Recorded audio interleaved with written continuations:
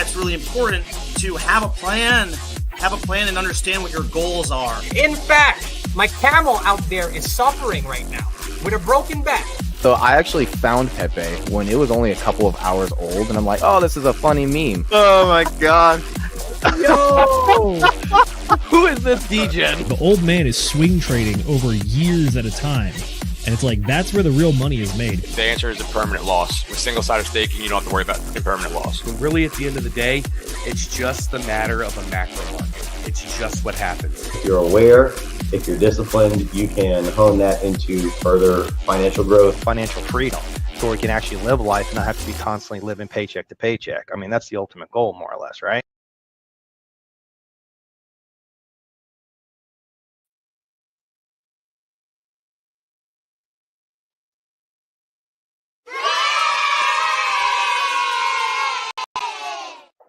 Ladies and gentlemen, boys and girls, crypto degenerates, ducks and squirrels, welcome to this here episode 46 of the Degen Roundtable's book club, where we are covering the book Outwitting the Devil by Napoleon Hill, suggested to us by none other than Moon-Pilled Rational Optics. Shout out to you, broski, if you're chilling here in the chats. This is a fantastic book. I highly recommend everyone read it. It's basically like an 80-something-year-old book. I want to say that he finished the manuscript in like the early 1900s. I don't remember the exact date, but they did not publish this book throughout like his entire fucking life because they were more or less afraid that they would be like non-personed by their entire culture and everything. But we'll get into that more in a little bit once we get into the actual book. For those of you guys, welcome, by the way. You are watching the Degen Roundtable. For those of you who don't know who I am, my name is Will Stevenson. I am an iron worker who does work on TV and radio towers, and I travel the United States doing cool things and also setting up Hex Meetups. And in my free time, I like to talk to assholes such as these and this guy down here about cryptocurrency and self-betterment and things of that nature. We're a bunch of assholes. We're a bunch of degenerates over on this channel, and we love having a good time and talking about great and awesome things. Joining me tonight are a couple excellent folks. We've got my co-host down here, Mr. Zenith. We've got our producer, Mrs. McGettit, and also our ascending man over in the corner, Mr. Ascending Man, Nate McGettit. For the folks at home who don't know who these guys are, Zenith on the Degen Roundtable is something of a legal expert, budding legal expert, if you would, and something of a little bit of a degenerate in oh shoot, what is it called? Technical analysis, macroeconomics, things going on up in the government. He's basically just like our jack of all trades and master of none. Mrs. Producer, as I said before, or Mrs. McGettit over there is our show's producer. She does all the camera swapping and all the comments and all the setup and everything for the show. She makes our fantastic thumbnails and does all of the work behind the scenes in that respect. And then Mr. Nate McGettit over there likes to spread out and infiltrate all of the little crypto communities and go and see what's going on over in the Phantom ecosystem. Go and see what's going on over in the Tang Gang. Go and see what's going on over in the PDI community. And just he goes out and talks to everybody and sees what's going on. So he's something of a networker in that respect. So now that we know who everyone is and what everyone does, it's time to ask the age-old question of amigos. What is new and exciting with you? Starting with my good friend and co-host, Mr. Zenith. What's up, buddy? Not much, just hanging in there. It's been a hot minute since we've had book club, but it feels very good to be back. Will, by the way, real quick, check the private chat. Your mic is a little high. Oh, shit, we're high. All right, oops. Well, you are. The rest of us, not as much. But other than that, I don't know. It might sound dumb, but I recently discovered that the limoncello LaCroix, very good.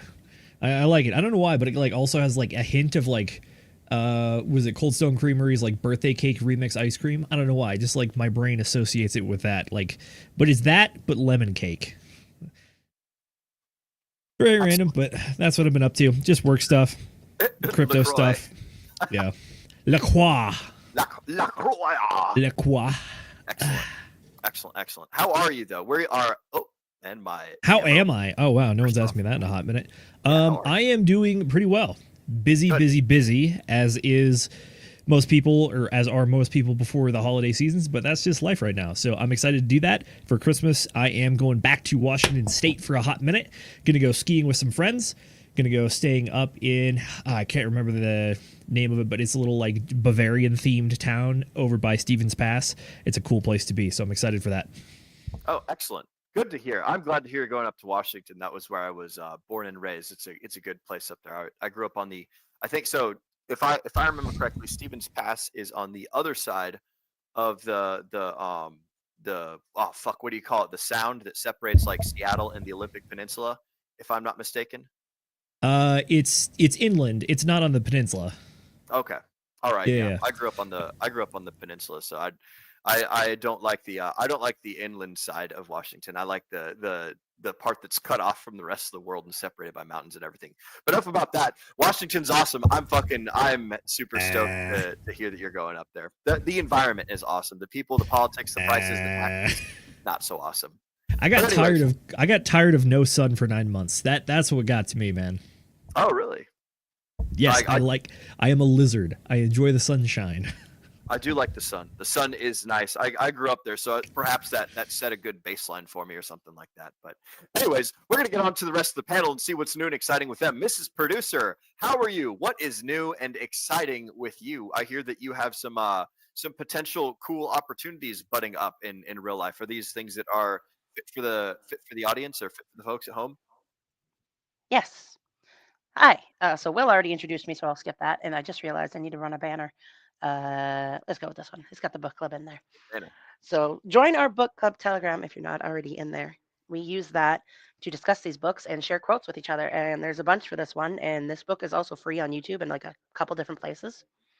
So yeah, get in there, check it out. You can go listen to it. The version that I found was 5.5 hours long, and it actually had the text on the screen. So if you wanted to like read and listen at the same time, you could totally do that with that one. So that was really cool. Other than that, I want to say sorry for my voice. Me, Nate, and Soren got sick over Thanksgiving. And I am, as usual with me, for whatever stupid reason, whenever I get sick, I lose my voice. And I don't know why that happens, but I hate it. So it's coming back finally. Almost there. Hopefully next week it'll be fine. You're doing great. Yeah. So it's still a little rough. But no, like Will has mentioned, I am stepping down from one position that I have been dedicating a lot of time to for the past year and a half, a little bit longer than that. And don't want to get into too many details for that one. But the good news is I have a friend who is one of my longest standing friends, who is also named Will, ironically. I think I said this before, but all Wills seem to be good people. So if you know a Will, hang on to them.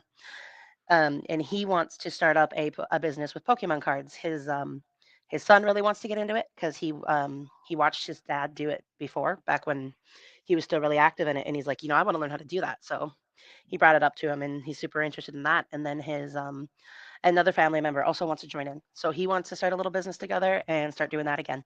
So really excited for that. He said that he wants to start it basically at the beginning of the next year. So we'll take the rest of December to, relax, spend the holidays with their family, and then, hopefully get that started up here in the next couple of weeks. Hell yeah. And it's essentially about Pokemon, if I understand correctly, right?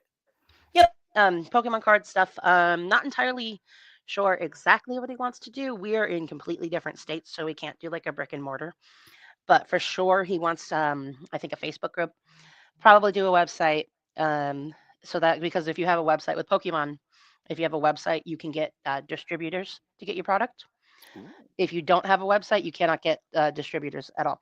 If you have a brick and mortar, you can get distributors through that as well. But for Pokemon specifically, you don't need a brick and mortar. If we were doing Magic, you would have to have one. But for Pokemon, just a website is good enough. So probably gonna have a website, have a Facebook page, and then we'll see where it goes from there. Excellent. Glad to hear it. Our wheelin' and dealin' Pokemon aficionado. So yeah, if any of you guys have any Pokemon questions or need any sort of Pokemon information or anything, Cass is the one to go to. I think we have an anime section in the Degen Roundtable that's about animated stuff in general, and Pokemon sort of kind of falls into that category. But if ever you guys ever want to talk shop about Pokemon, Miss McGettit is the one to do so. If you guys, I don't know if I said this already, but if you're not already a member of the Degen Roundtable, one of the things that you guys can do is you can scan that QR code that we have, this brand new QR code down here. This is the DRT Join Now. We've got a new QR code. The old one was getting all fritzy, and also I think it was a little bit difficult to see, but this new one is one that's like made by Telegram. So the other one I was just using like a Bitly thing. But go ahead and hop on in the Degen Roundtable Telegram community. I've dropped the link in the live chat off to the side as well. But moving right on, from that stuff, we still got to talk to Mr. Nate McGettit about what's new and exciting with him. Broski, you look good. What's going on? You got like a particular glow on your face. Have you been having a good day today? No, I've been freezing my ass off. It's below degrees over here. And so this here, like you can see, this here is not a suntan. This is the opposite. This is what happens when you're out all day, 8 hours a day in the cold, okay? With the wind hitting you. But no, I'm enjoying it, man. Like, yeah, there's a lot of things going on. My in real life work has slowed down quite a bit because it is winter and there's not a lot of bugs to kill, you know, during the winter time. A lot of mice, but I mean, yeah, so I've been able to exchange that time over into other stuff that I'm doing. Just yesterday, I talked with Coach X about the aliens, you know, UFO, PTGC, and all that. That was a really good talk. Got really in depth about how like liquidity pools work and why the webs are as important as they are. So yeah, just go check that out. It's on my YouTube. But other than that, I'm really looking forward to this book. This is one of those books that I start listening to and I'm just like, wow, just ideas start filling my mind about what's going on, like just different thought processes. And I swear I'm going to have to listen to this at least like another 2 times just to get satisfied with it, because it was absolutely fantastic. Excellent. I'm glad you like it. And with that, it's we're gonna get into the synopsis of the book and what it's all about here shortly. But before we do, it's time to transition the show into one of our best and favoriteest parts of the show, where we talk to the motherfucking chat who has the balls and the gonads and the everything to talk to us while we are live on stream. We appreciate every single one of you guys that are watching, whether you're catching us live or on the replay. And we especially appreciate those of you guys that are sending us your thoughts and your words and everything whilst we are live. So we're going to take a little bit of time. Holy smokes, we got 10 starred chat shoutouts. This is fantastic.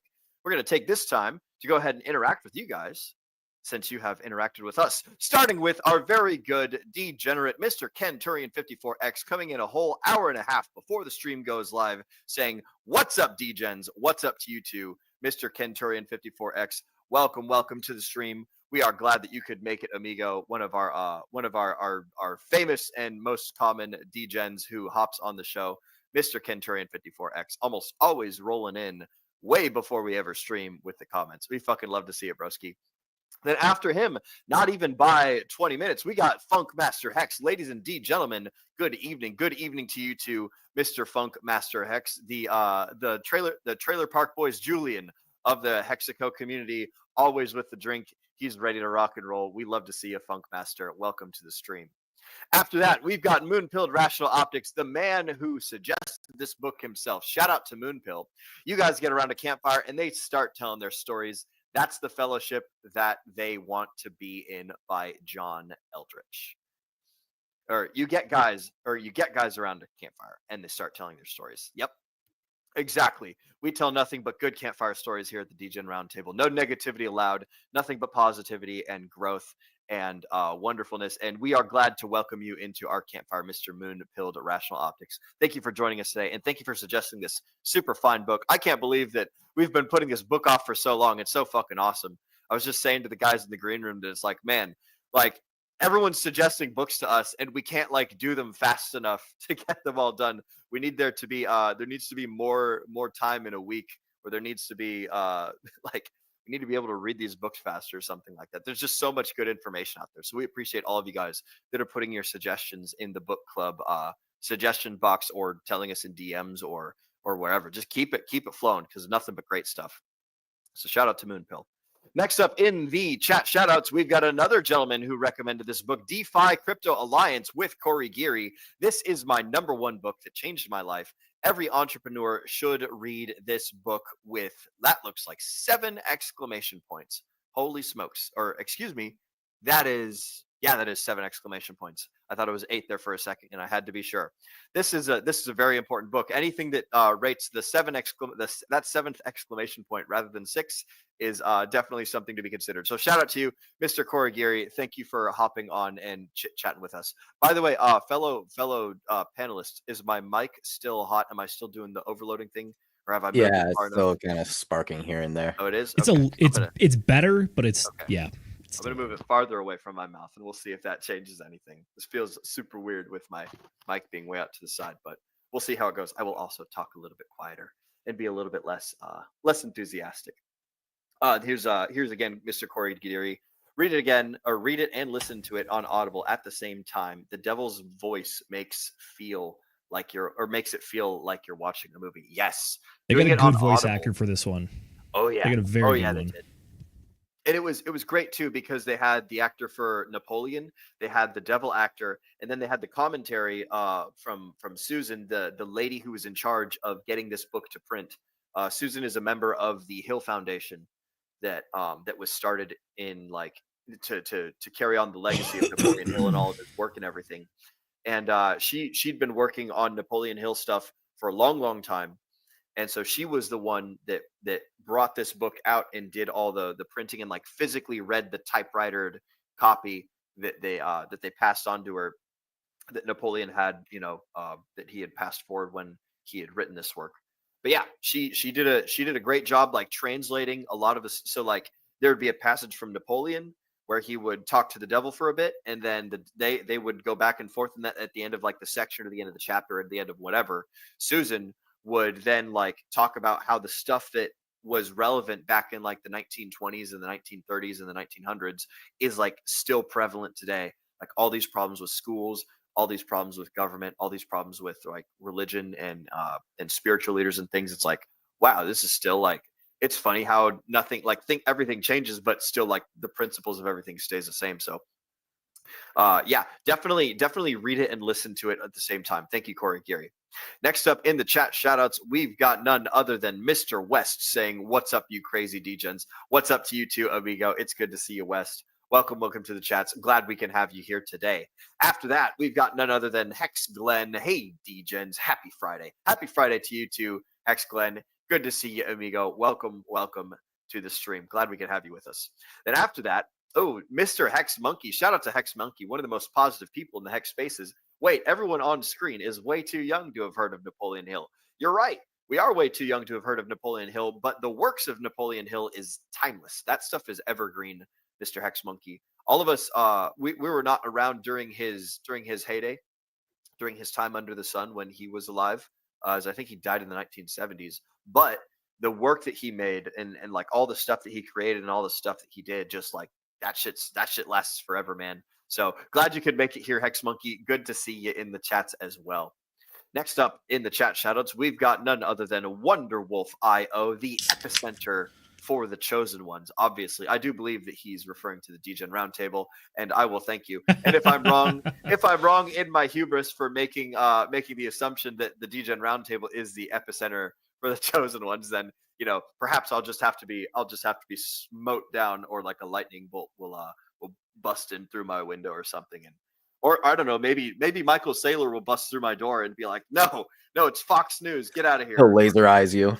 Michael Saylor will Kool-Aid Man through the wall, lightning bolts shooting out of his forehead, asking, "Did you buy the top? Why not?" God. He'll have to make his way up my treacherous driveway before he can get up here into my ice shelter up in New Hampshire. Dude, Nate, I actually drove up and down my I've had to put chains on my truck to get up and down my driveway.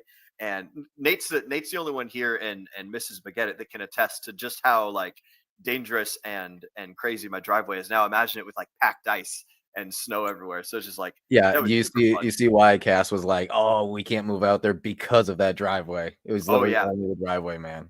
Just the driveway. It's fucking crazy, man. Like there was one of the neighbors was like snowmobiling up and down it, and I was like, "Oh, that's fucking awesome." He was like hanging out. There's like a pond that I didn't even know about that's over by the water reservoir. But anyways, enough about my driveway and how Michael Saylor would have to hoof it up here to bust through my wall like the Kool-Aid Man. We are the chosen ones, damn it. So thank you, Wonderwolf. Good to see you in the chats, amigo.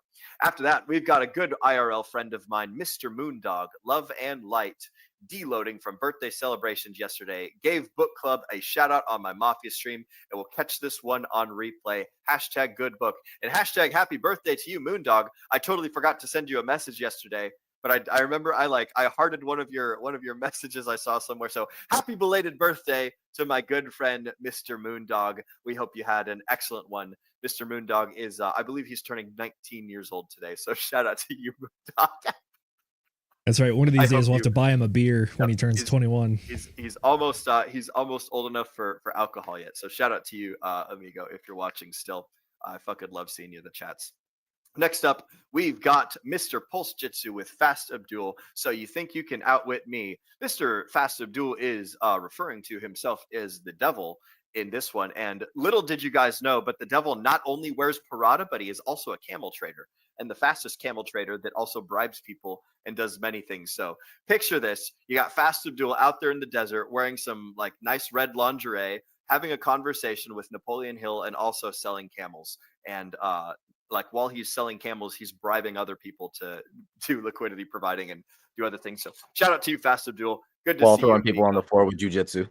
Oh yeah, while like, you know, wrestling all the evil people that are over here to like take all of our money away and do all sorts of crazy things. So glad to see it. And shout out to every one of you guys that are watching live that are not commenting and things of that nature. Also, Miss Producer or Mrs. Producer, we just had another one roll in at the 23 after the hour by Mr. Beyond All. Shout out to you, amigo. I love your book club streams without the drinks. Thank you, sir. I actually have quite a few drinks behind me. And I think that today it's time for some Dr. McGillicuddy's menthol mint liqueur. That's probably what I'm going to be sipping on today. Now that you've mentioned us not drinking, I'm going to have a drink. And it looks like Zenith is over there double fisting as usual. I'm guessing you got coffee and a silver bullet there, buddy, right? We have coffee, liqueur, silver bullet, and I got a water bottle somewhere around here. Bro, that's basically what I drink: sparkling water, coffee, and alcohol. That's like my thing. I don't really drink regular water unless it's got like sparkly bubbles in it, or if it's been mixed with, you know, beans from Middle America or something like that. Look, there is plenty of water in here. Believe me, I know. I fill the coffee maker every time. Yep, exactly. But like the only, like if I'm going to drink like a regular glass of something, instead of having like a glass of water, it's got to have the bubbles in it. It's got to feel like angry inside my mouth to remind me that I'm still alive or something like that. I just like things that taste. Doesn't even have to taste great. Just taste. It has to have something. Perhaps I'm like, what's that when you get jaded from being oversensitized that like I can't do normal things anymore? I'm like water jaded or something. Water jaded. That's an interesting thing. I wanted to pop in and say really quick on the subject of drinks. I tried a pumpkin soda the other day. It is awful. So disgusting. Don't try it. Oh, but they had it on sale at there's this place out in Minnesota called Minnesota's largest candy store, and it's like a fascinating place. And they have all these different crazy sodas. It's like one of the big things about them. And it was on sale, so I wanted to try it because I love pumpkin stuff. And I'm like, this sounds absolutely horrible, but I'm gonna try it, and I did, and I regret my decision. But anyways, it was only $1. Good on you. Yeah, I mean, is there a girl joke here about the pumpkin spice?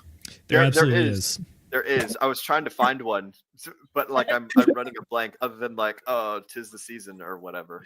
Yeah. I love my pumpkin stuff. And really quick, also, I wanted to add on. I see a couple people in the comments here who are saying that they're gonna go. They want to read this book and then listen to it at the same time, and go get it. And I wanted to let you guys know, I mentioned this earlier in the stream, but I found a link. I found a YouTube version of this book that has the actual book on screen and plays the audio with it as well. And it's the full version, as far as I could tell. It's like 5.5 hours, which was the same length as the audiobook on Audible when I looked for it. So I'm pretty sure it's the full thing. So if anybody does want to do that, the YouTube link, I put it in the Telegram. And I personally have problems or some difficulty switching between Telegram and YouTube. So if Will, our link guy, wouldn't mind going to grab that and drop it in the description here. But yeah, you guys can go do that on this YouTube video. Like, you don't have to go buy it, and you can go do it right now. Because I saw somebody's like, "Oh, I'm going to buy it next paycheck." No, you can do it right now if you want to. As soon as tomorrow. So yeah, if you can find it free, absolutely take it. It's the only link that I posted in there, Will. So you should be able to find it. I have grabbed it. I'm going to go ahead and drop it in the chats. Watch the free. Go ahead, keep talking. Free .99. I like it, Z. Low cost of free 99. There's an interesting theory about things that are free, and I remember this from Sci-Vive that like Richard was talking about. Shit that's free is like it's not as serious as like stuff that you pay for. Like is that Alex Ramosi? Take it seriously. It's Hormozy, it's Richard Hart, It's fucking oh shoot. I think Robert Kiyosaki, I'm pretty sure. Robert It did might be say it Rich once. Dad. It's like an everyone thing. I've noticed it. Like if something's valuable, you have to make people pay for it so that like they're forced to offset the value of like if people get something for free, then they don't appreciate it the same way as if they sacrifice stuff for it, you know? And it's like there's nothing wrong with free. Free is good as like an advertising thing. It's good for getting people like in the door. But if you want someone to like truly value something, then you either have to force them to sacrifice value for it to get it, or they have to choose to sacrifice value on their own in order to make themselves like appreciate it more. So like take for instance, you know, like a bunch of weights at a gym, right?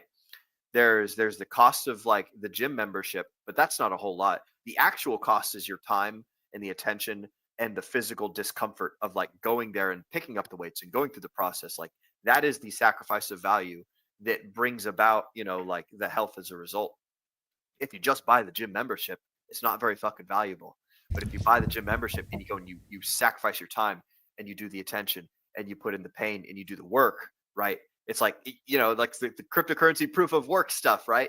That literally breathes life into the valuable thing. So there's nothing wrong with free, but at the same time, if you want to like, if you want something to mean something, if you're able to find a way to sacrifice value to get it, then it means more. It's kind of like, you know, I'll give another quick little example and then we'll move on to the summary of the book.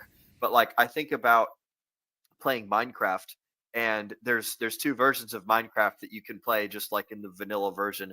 There's the creative mode and then there's the survival mode. In the creative mode, like you can build anything you want, you can fly around, you can't die, nothing bad happens. In survival mode, like if you go to build something, then it like you have to live to build it. Like if you step off of a block, you fall to your death and you die, you have to restart and re-get all your gear and equipment and stuff. It's more difficult. Damn creepers. Yeah, exactly. So it's like people that build something really beautiful in survival, it's like, whoa, that's super cool, as opposed to someone who builds something beautiful and creative, and it's like, oh yeah, duh, you built something beautiful and creative. That's what you do. So, anyways, I don't want to get caught on fucking. No, I was gonna talk about how it's a culmination of multiple fallacies about like sunk cost, appeal to price, and then it's really a big culmination back when there was the Ocean Gate Titan submersible that imploded, and people are like, why did you pay $250,000 to get in a tin can? They're like, well, it was more expensive, therefore we just believed it was better. It's like, I mean, yeah, you can definitely go too far in that thesis. That's for sure. That is absolutely for sure. Yeah, man, I was rolling through some memes the other day and I found all that. I found those as well recently. I was like, yeah, that was a thing. Yep. Alec Baldwin shot some people. The Titan that was also a thing. Freaking happened. You know, like it's fun to go through like memes that are topical to whatever like the thing du jour is, and then like look back at it with a historical perspective. But yeah, it's freaking silly. But anyways, enough about this stuff. Let's talk to the book. So what I've done is I've gone ahead and drawn up a summary from ChatGPT, a quick summary of Outwitting the Devil, The Secret to Freedom and Success by Napoleon Hill is a thought-provoking and unconventional book that explores the concept of fear, self-doubt, and societal constraints as obstacles to personal success. It was written in 1938, but it was published in 2011. This book is presented as a fictionalized conversation between Napoleon Hill and the devil, representing the negative forces that hold people back. And one of the things that they had mentioned in the book is that Napoleon's not necessarily a religious person. The stuff that was going on at the time in America around the 1940s, et cetera, was more like there was a lot of like spirituality based stuff and like the more like I'm spiritual but not religious. That was really common back in the day. But he chose to use the word the devil because that's pretty synonymous throughout any religion that you look at, whether you look at Judaism, you look at Islam, you look at Buddhism, you look at Mormonism, whatever the heck, they all have some version of a devil. They all have some version of a bad guy, whether it's yourself or it's a red guy with a tail or he's got a mustache or whatever. There's a bad guy. But anyways, Napoleon's conversation with the bad guy represents the negative forces that hold people back. So there were 7 key takeaways from the book, and I'm going to actually pull up Grok for this one because Grok did a better job of. Oh no, excuse me. So I've got Grok, I've got Gemini, and I've got ChatGPT. It's pretty fun. The Gemini did the best summary of the 7 principles.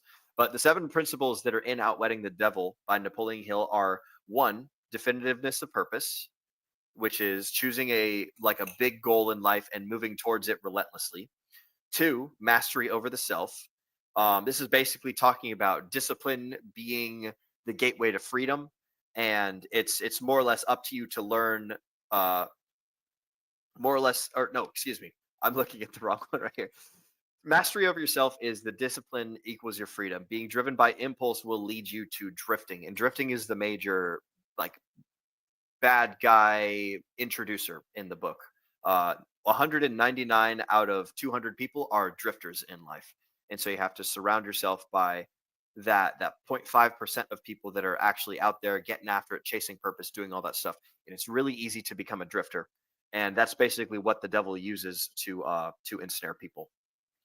The third thing is learning from adversity, which is to basically invite failure and oh shoot, there was another word that he had in addition to failure, but it was basically it was failure, and it was something akin to total giving up. So there's you chase out after a goal and you fail and you learn from it and you keep going, and that's the kind of failure that's good. And then the type that he talks about is important to avoid is the failure where it's you give up completely and you resign yourself to Temporary defeat versus failure.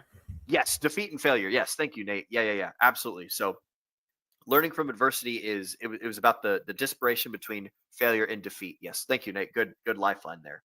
The fourth principle is controlling your environmental influence. So that's basically curating who you spend your time with, what you do, and what your environment looks like and things of that nature. So essentially just your diet of your environmental diet, both people and places. He talks about how people waste time and being really good at time management. That was the fifth one. The sixth one is harmony, which is balancing the mental, the spiritual, and the physical aspects of your life. And then the seventh is caution, about basically just acting with not being reckless in your behavior and things. So that's basically the summary of the book. There's a whole bunch of chapters where he talks about all these things in his conversation with the devil, and it's super interesting and fun. And it's a really great book, man. I can't recommend it enough to people. This one's definitely going super high on my book list. But I want to ask you guys, the panelists, and for the folks at home in the chats, if you guys have a favorite part of the book, feel free to throw it up in the chats, and we'll make sure to read it out at some point when we get to it. But for the panelists, did you guys have a favorite part of the book, or was there something in particular that stuck out with you before we start hopping into the questions and the discussion? We're going to do a quick round robin where we're going to talk about the actual, we're just going to mention the topics, and then we'll dig into each of them after everyone has said their particular piece. So Zenith, do you have a quick little one sentence concept or something interesting that you thought was your favorite part or something that stuck out? I do. Even better yet, I'll hit you with a quote from the book. One of the ones that the one that I liked the most was the idea that a poor plan followed with definiteness or definitiveness is much better than a perfect plan followed poorly. That was a damn good one. That hit me when he said that. I was like, oh, basically it's the idea of literally just do something, do something, and then just make sure you continue on with it, and then just improve as you go. It's so good. I like it. Nate, since you already got the floor, do you have a particular part of the book that you thought was awesome and interesting, or that yeah, he was talking about how he was negative, right? He was the negative side of life, and God was the positive side of life, and how only human beings, everything else is on autopilot, but only human beings have the ability to choose what side they want to be on. Okay. So when you say negative, do you mean the devil or do you mean Napoleon? Yeah. Yep, the devil. The devil is the negative side of life. It's kind of like a positron and a negatron. Excellent. Or a neutron, I should say. But yeah, I like it. And then, Mrs. Producer, did you have a part of the book that stuck out? Mine were mostly early on, but the big one for me was the quote that I put it in the Telegram already. About that we always have a choice, and that letting fear hold you back from making your choices is not not an excuse to, not okay, maybe that's the wrong way to word it, but it is paralyzing, or it can be paralyzing if you do that and don't understand that um, you just need to make these choices and not let them hold you back when you're Okay. too afraid of something. I believe the story was he was talking about he had been told that he was going to be killed, and so then this whole thing spawned, and it was the story right after that part. Okay. This is the first one that you posted on December 13th. This is the one that I see for that. Excellent. Excellent. My your guys things are all good, and I had a feeling that y'all would pick really good topics to talk about. So the one that I'm going to bring up is something that was kind of just mentioned in passing. It was sort of kind of a theme of the whole book, and not a theme of the whole book, I should say, but like it's a zeitgeist fact about the book, and that's that the book wasn't published for 80 years. The like it was written in 1938 and it was published in 2011. So 70 years, I believe, is actually the correct like ish number. 73 years. So it like the thing that stuck out to me is when in the book he was going to publish it and then his wife asked him not to. And I think that there's an interesting dynamic in there between the way that men and women interact with each other, how men are more risk averse and how women are more what's the opposite of risk averse? Risk non-averse or risk adjacent or risk mitigant or something like that. They don't like risk. So safety. Safety, yes, safety focused. So that's the thing that I'll focus on when it comes time for me to give my little spiel. But let's go ahead and dive into these things first and foremost. So, Mrs. Producer, yours was first and foremost in the chats and everything, and we've actually got quite a few questions that the lady Susan wrote. Let me see if I can. Does the pattern sound familiar to you, either for yourself or someone you care for? Oh goodness, this is complicated. We're going to talk about this one first, though. So we always have a choice, and fear paralyzes us. Essentially, this was a. It's actually, it's interesting. This ties in well with Zenith, so we'll hop into your point next. But Cass, can you expand a little bit on what it was about this that struck you as the thing that was like the most interesting about the book? Sure. For me right now, I'm actually in a little bit of a situation where this exact quote kind of really emphasized what I was trying to explain to one of my friends just recently, the other day. We were talking about basically being kind of like, the situation of being stuck in between a rock and a hard place. And they're in the position where they no longer enjoy working with the company that they're with and they would like to quit, but they don't have any other income. And they're making, pretty good money here. So they don't want to lose that. And so they keep saying, I don't have a choice because, I don't want to lose my job. And I just had to kind of stop them and just say, you always have a choice. You have to make whatever choice is best for you. And maybe, no choice is really best, and all of the choices suck. And no matter what choice you make, somebody's going to be hurt because of it. But that does not take away the fact that you do have a choice. And telling yourself that you don't have a choice is damaging because you're putting yourself in a box and saying, oh, I don't have a choice. I have to do this thing. Well, no, you don't. You're human. You have choices. You always have choices. Even as babies, we have choices. Um, they're not nearly as clear as something today, but a young child can choose to cry and scream when you're trying to comfort them, or they can choose to be comforted. Obviously, it's a little bit different, but the point being, especially as us as adults, we always have a choice. And sometimes all of our choices just suck. And that is the reality. That is life. You have to be able to confront that and understand it and not let you basically hold yourself back and underestimate yourself because you're like, hey, everything sucks and I am completely stuck. I don't get a choice now. No, that's not true. You need to look at it differently. You know what I mean? That's why it really stood out to me. It's directly relevant to things that are currently going on in my life. And just the entire quote and the whole situation he describes really resonated with me. He goes on to say that he talked to a young man who said, I am 30 years old and I have no marketable skills or prospects. And he made a million excuses for not taking action to change the situation. And the author says, I pointed out that unless he took action, nothing would change. Unless you make an effort to change things, in a year's time, the only difference will be that you are 31 years old with no marketable skills or prospects.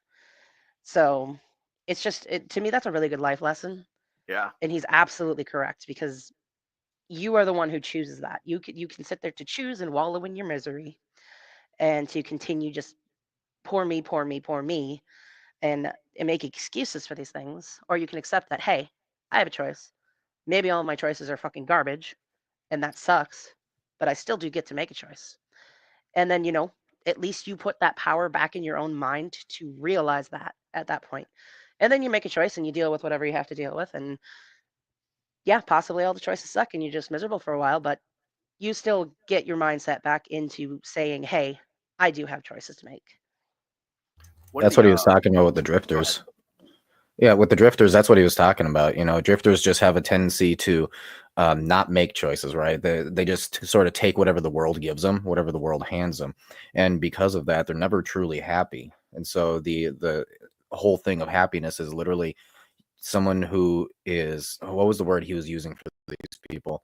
But who make decisions, who move forward, right? Who always have a plan and are like, hey, I don't necessarily know exactly where I'm going, but I know that I'm moving, and I'm not simply just drifting, letting the world happen to me. I think he used two terms. The first one is the conventional go-getter, and then he also had another point he dovetailed off of it and instead he called them the go-givers, which is that he believes that the go-getters were also the people that were consistently giving in some way to either like a community, a group, a people, like whether it's for active like business purposes as like making people's lives better, or if it's just purely for philanthropical or volunteer work effectively. But yeah. And I love his use of the go-getters and the go-givers, and how he sort of kind of denominates people into either drifters or basically like hard chargers, right?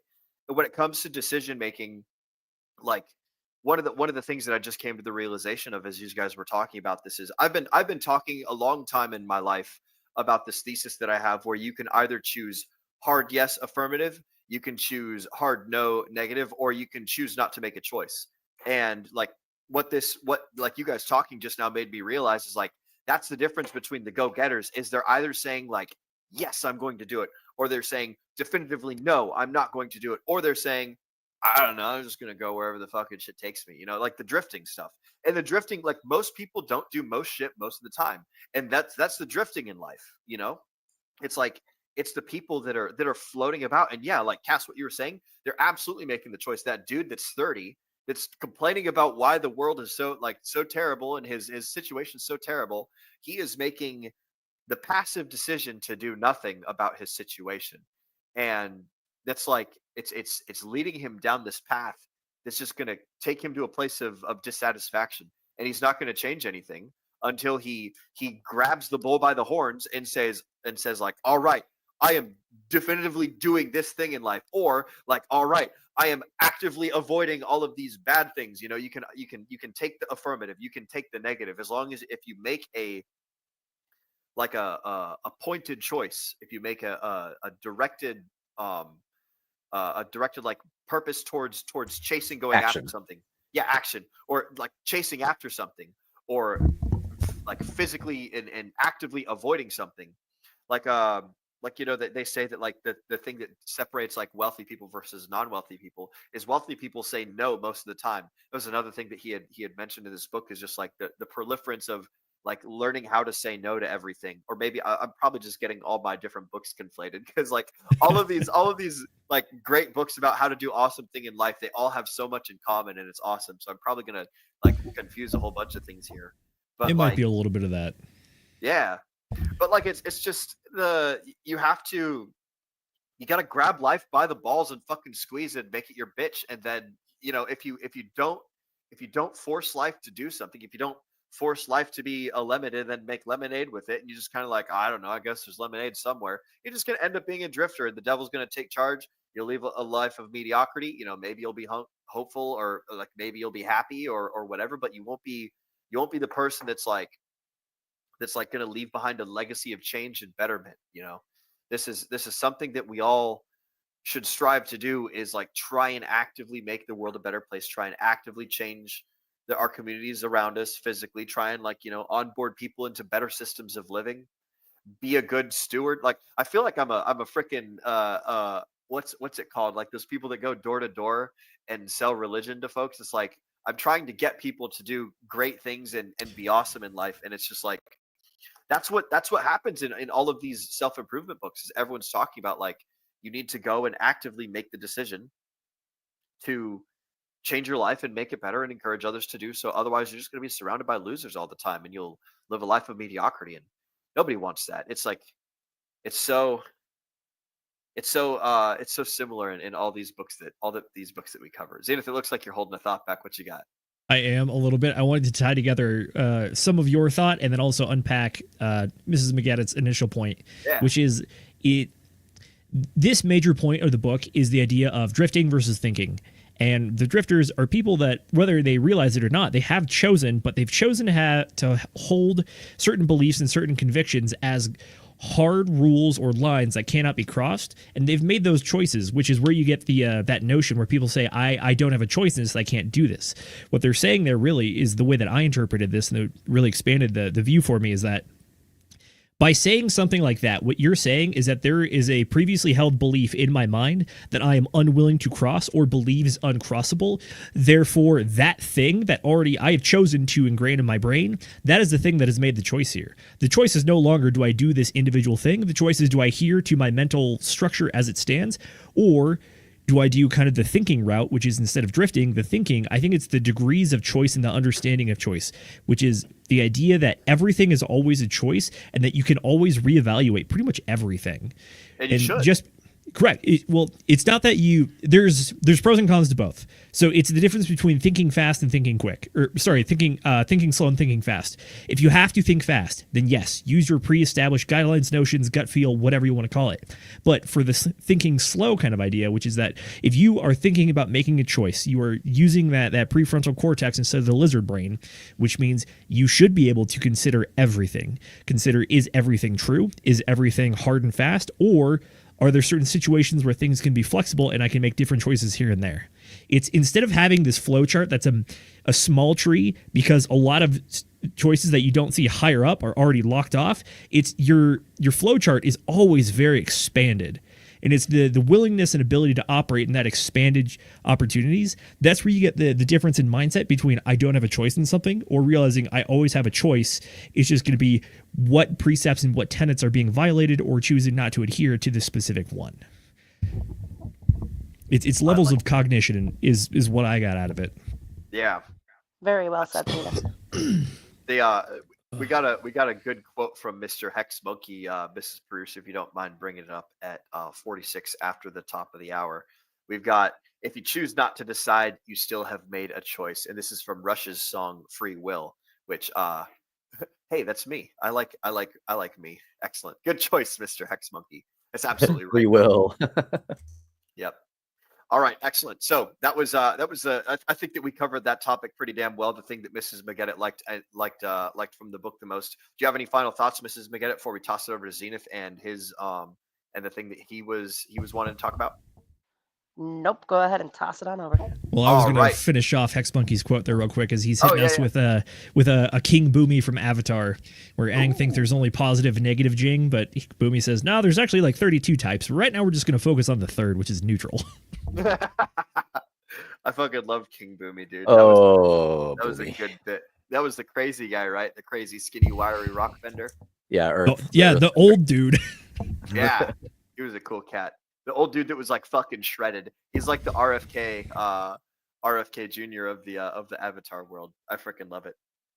So what we were talking about, I think it sort of kind of ties into the thing that you were talking about, or the part of the book that you like the best, Zenith, which is that having a shitty plan that's like executed with deliberation is much better than having a very deliberate or than having a really, really good plan not executed with dedication and deliberation was the wrong word, but with perseverance and focus and everything. Correct. Can you expand on that thought a little bit? Because that was a really good one. And that's a big part of my another thing that I like, which is just 80% working solution pushing forward. Right. For sure. This is one of the culminations of a few different concepts of the book, in my opinion, which is that it's the idea of drifting versus being a thinker, and then it's also the idea of being focused versus being unfocused. So what comes out in this quote is the idea that even if the plan that you have is not the greatest, but the fact that you have a plan and you stick to it and you are able to achieve goals in succession, that is one of the things that the devil previously identifies in the interview as one of the things that describes a person who is not a drifter. It is someone who has a long-term vision, a purpose for living, a definitive purpose in life, and they're able to articulate the overarching goal and all of the individual steps that are going to get there along the way. It doesn't matter if that ladder or chain of events is perfect or good or the best in the world. What it really matters more is that there's at least a vision, a goal, and you know steps to accomplish it. The inverse is that even if you have a grand idea that you want to live by, but if you don't have steps or goals or a way to achieve that, then you're not really building or working towards anything, in which case, if you're not building towards anything, you're just drifting. Yep. Yeah, stagnant thinking, ultimately. Well, in this one, for me, it's what I got out of it was the idea that even it could be stagnant thinking for sure, but even if you attach yourself to some sort of grandiose idea that someone else has given you and said, and they've thought about personally, and they're like, this is a good idea. If you don't understand the idea and you don't know how to achieve the idea, no matter how good that idea is, you're still just going to be lost. Yeah, well, that comes to understanding though too. So, I mean, at that point, ultimately, so if what I'm hearing you talking about here correctly, basically what you're saying is that as long as you get an idea, you have a vision for the future, and you start moving towards that vision, even if it's just a terrible vision and it's maybe a little bit foggy, as long as you keep moving that direction, that right there is technically going against the devil. I don't know. Yeah, pretty much. But instead of thinking about going against the devil, it prevents the devil from being able to attach to you. One of the things that I've seen in this book is that the author kind of uses the idea of inverses a lot, which is that instead of talking, he talks about this in the beginning as well, which is instead of doing an interview with God about what God wants you to do, instead he talks about the devil and all the ways that you can fail as the inverse idea of you're going to figure out how to live by learning not how not to live. Mm-hmm. So, and all his tricks. Exactly. That's one of the things here. So the part that I found the most important in this quote is it's more of a consistency thing. It's having some understanding of how to achieve a goal that you want, but being able to focus on something and then work towards it and be consistent day in and day out and not get distracted. Because those are the things that make you the drifter. Yeah. Idle hands of the devil's plaything kind of deal. A little bit, but it also ties into one of the ideas of like idle hands do the work of the devil or whatever, which is that's what I just said. Idle hands is the devil's work. Yeah. There you go. Exactly. So it's the idea that if you can occupy your hands consistently towards a common goal, that's going to be the path to success, or at least it's going to be the path away from being a drifter. Yeah, that's what the devil is talking about. He doesn't want people to do anything in life. He just wants people to just sort of let life happen to them. Correct. Exactly. And then the other power. Exactly. And this also ties in a little bit to one of the points that we were talking about previously, which is failure or defeat versus failure, which is that if you have the plan and you have the vision, if you keep failing at obstacles, if you still keep focusing on the vision and then learn from the failures, everything is just a small failure. It's no longer defeat. Yep. Yeah, it's kind of like if you have red candles, but you haven't sold, you technically haven't lost money. There you go. There you go. That's a good tie with the crypto thing. True. The thing that's the most important, I think, from this passage is just fucking doing something. I don't know if you guys are a fan of Jay Waller at all, but one of the things that Justin Waller talks about when it comes to doing workouts is he'll do a workout every single day, even if it's a shitty workout. Even if it's just like going down to the ground and busting out 20 push-ups or something like that.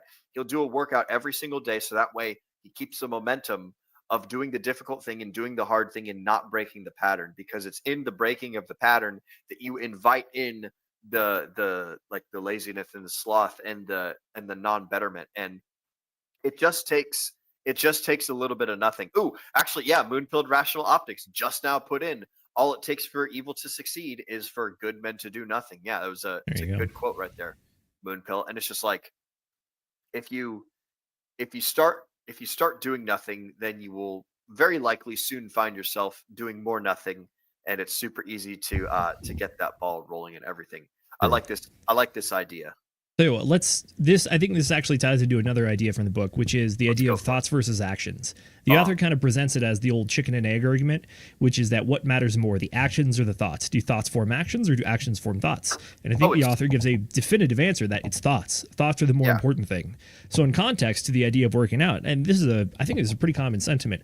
I think even if you've seen people like Arnold, The Rock, or even Terry Crews talking about working out, some of the things they talk about is like, dude, go to the gym. Even if you're not working out per se, the fact that you had to think about going to the gym and then you went to the gym means that odds are you're going to do something at the gym.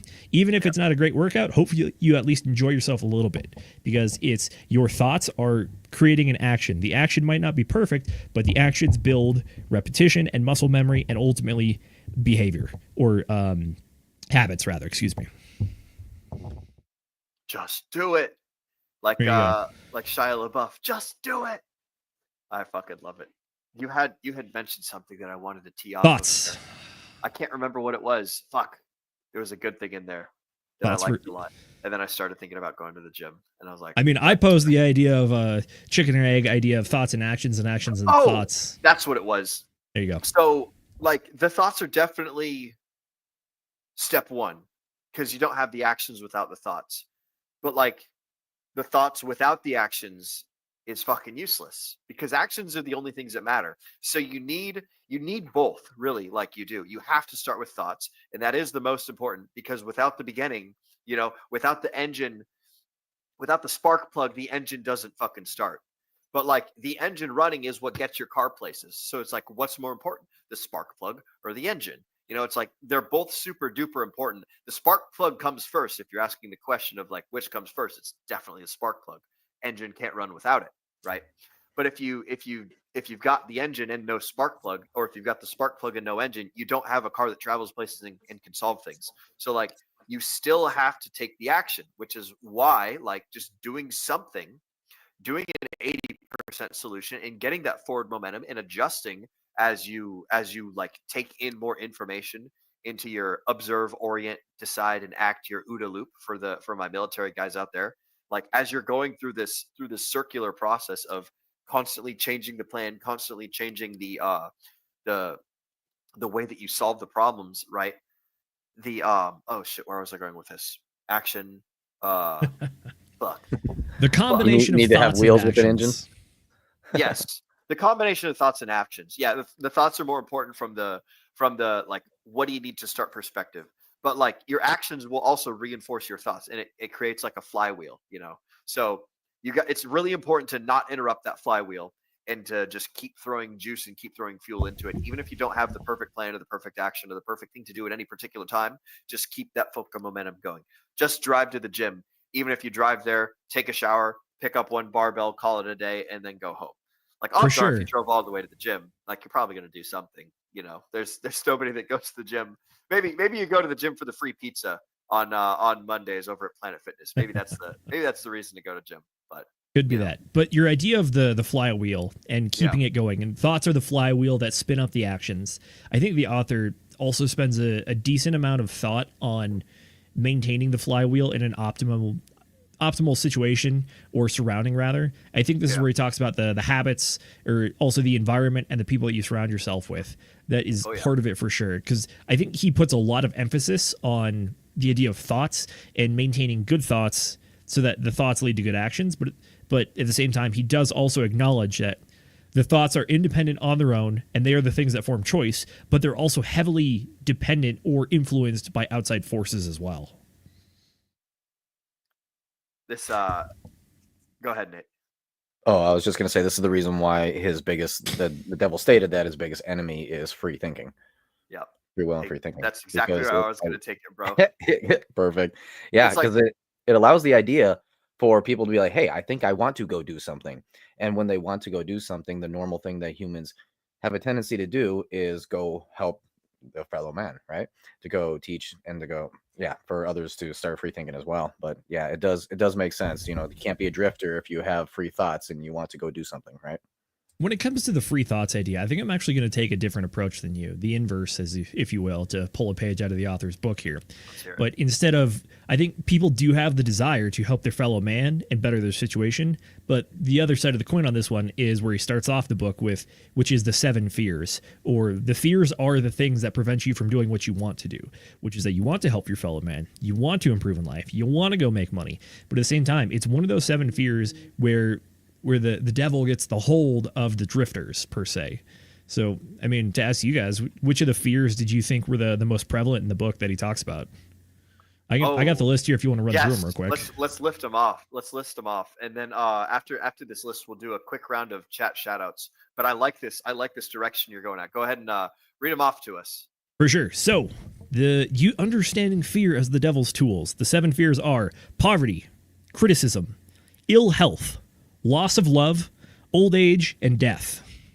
All right, hang on. That's 6. Oh, and then fear paralyzes thought and action, leading to failure and unhappiness. Poverty. That's not one of them. All right. Is 1. 2. Paralyzed? What's 2? Criticism. Criticism. What's 3? Ill health. Health. 4. Loss of love. Love. 5. Old age. Old age. Ooh. 6. Death. Death. That is 6. What's the 7th? I do remember him saying there were 7. Correct. Let me go to my source material. I'll find it when I get there. Keep going. What are the 7? So I when going want to through know these, this too. Go ahead. It sounds a lot like these fears have to do with the time in your life and specifically who you are. I almost wonder if it's a little bit like gender based as well too, because men don't really have as big of an issue with the fear of being rejected socially than women do. I think the answer might be a little more contextual to the time that you live in. Failure, that's the last one. Thank you. Failure. So, I mean, to pull a page out of what was it, The Great Wave, talking about how the writings of the time and the art and the culture is definitely influenced by the pressures of the time. So this book was written in 1938. At the time, they were coming out of the Great Depression, and I want to say FDR was president and trying to implement a lot of the New Deal stuff.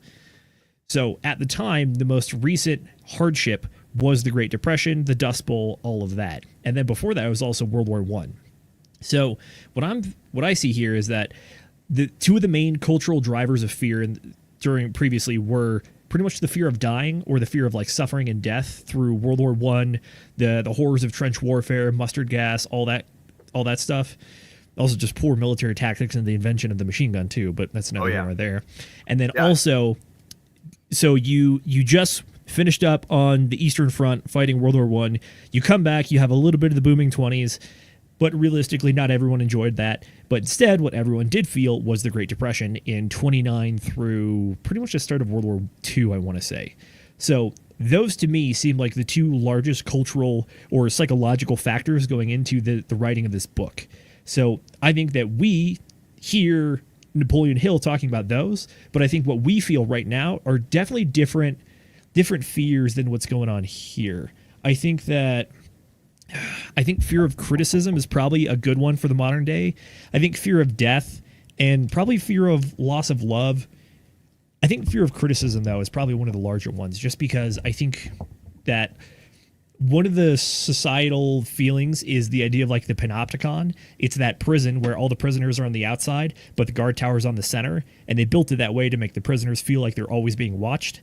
I think one of the things with modern age, whether it's social media, the proliferation of information and technology, or just it feels like everything you do is online and it's never deleted now thanks to the internet, the fear of criticism, which is that any criticism is going to be permanent and lasting and staining. I think that's one of the fears that might be driving the current age. Well, that's also socially though too, So for sure, yeah. And what was the first one again? Can you remind me of that? Poverty. poverty. That one also might be a current fear. Yeah, Well, I think that's current only because I think that hit basically in the with the millennials, because we can't really, buy any house or anything like that. We're just all renting. We can barely scrape by with 2 incomes. I do think that you're correct about that. Poverty is definitely one of the main fears for nowadays. Certainly, Correct. certainly here in the West, I do 100% agree with that. Like, just my recent trip to El Salvador showed me that like people treat fears differently in different places. Like, they're not afraid of poverty down there, and they live a lot, a lot less abundantly than we do up here in America. And it's like the the income to things people can do with the money ratio is at least in the parts that I was at in El Salvador, it was much healthier.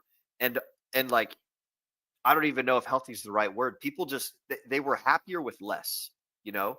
They didn't have the same, like, I think here in America we see everything, but we can't have most of it. And so we're able to compare ourselves to higher socioeconomic like classes much more readily availably, or something like that. And it's a totally different scenario. And I do agree that the poverty thing is certainly a fear, because it's starting to grip us more and more as we realize that a lot of things that Americans used to do are no longer on the table as an option for, like, raising a family and providing like a service to society that they're willing to pay for. A lot of things are being taken over with automation, which essentially means that the skill gap is raising. So like, you can no longer afford to live being a basket weaver, like that's not something that generates enough value for society to provide an income. You have to be able to, like, manage a restaurant, or like, fly a plane, or do some, like, you have to be able to do a higher level skill in order to compete within the society in the West, because there's so much abundance, because there's so much money flowing around, and because people are able to solve so many problems at such a high level that it raises the bar of the standard of living for everybody. And the people that, like, they were a librarian, or that were doing some sort of humble job that was like decent, that's not paying a whole lot anymore, well, or might be paying the same thing, but that same cost is no longer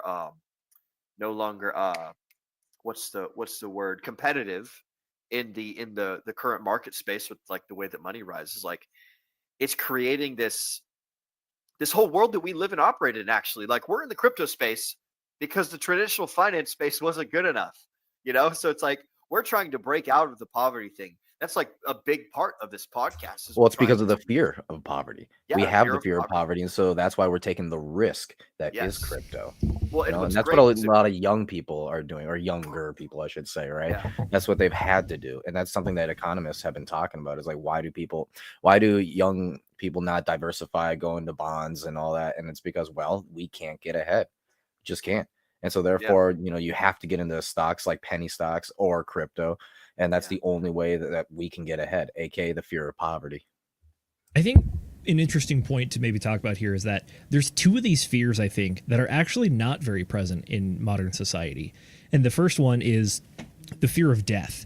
And then the second one, I think, especially for younger folks, is the fear of he calls it the fear of loss of love. Not the fear of never being loved, the fear of loss of love. I think these two things are kind of a cultural zeitgeist thing of the current moment, which is that a lot of the young folks feel that they're only going to be poor, they're only going to suffer, and everything is made out to get them. Therefore, death is not a fear, but death is almost an escape. And then additionally, part of that nihilism, I think, is the idea that finding a partner, especially for young men, I think, is that finding a partner is going to be near impossible. So why would you fear losing a thing that you never had? Yeah.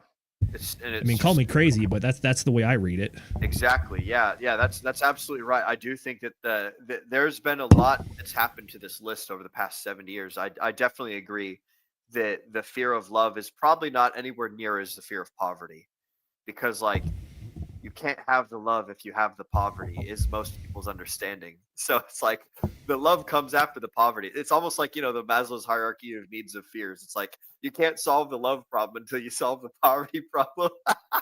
Well, I mean, you're That's talking true. about like social media though too. You know, I want everyone to love me. Correct. So the There second is you that, start yeah. doing something on social media, you know, you have that fear of loss, and so that's why you continue. That's why you get so many people actually who are so stressed out over trying to create content that they just can't do it anymore. But it's Yeah. because they fear that loss of love from They the. got to be loved. Ooh, Richard from said the that a audience. couple times. He wants to be loved. That's why he made Hex and things. To I unpack it would even a say- little further, I think if you wanted to do an analysis of maybe the boomers, they probably have different fears than the Gen Z crowd. I would argue that the fear of death is actually one of the driving motivators for that crowd right now, because I think that's becoming it's becoming more of a reality, shall we say, as they are aging rapidly, or at the same pace as everyone else. They're just at the different end of the curve, so to speak. Talking about So, Gen X, or did you say Gen boomers. Z? Oh, boomers. Yeah. Boomers, They're I definitely, think. nearing the end of their expiration dates. Correct. I think they've, at that point in life, you definitely get over the fear of criticism. I think fear of ill health, poverty, and death and old age, I mean, those are the ones that come into it. So really, the only ones you don't care about is like criticism and failure. Because at that point, you probably have had tasted enough failure in your life to understand that it doesn't matter that much. I can't see. I would actually say this instead. So the boomers fear of death, but the Gen Xers fear of old age and fear of ill health, right? I like that. That makes sense. Millennials probably fear of failure, fear of criticism, fear of poverty. Gen Z or Gen Alpha, or what's the newest one? Theirs is probably. Hang on, I gotta pull the list Alpha. again. Alpha. Maybe health. Nah, not health. I don't think a whole lot of people. Alpha's are still about, extremely young. I don't think they have too much going Yeah, on. I don't know if anyone is in like fear of health, because we have a lot more options nowadays.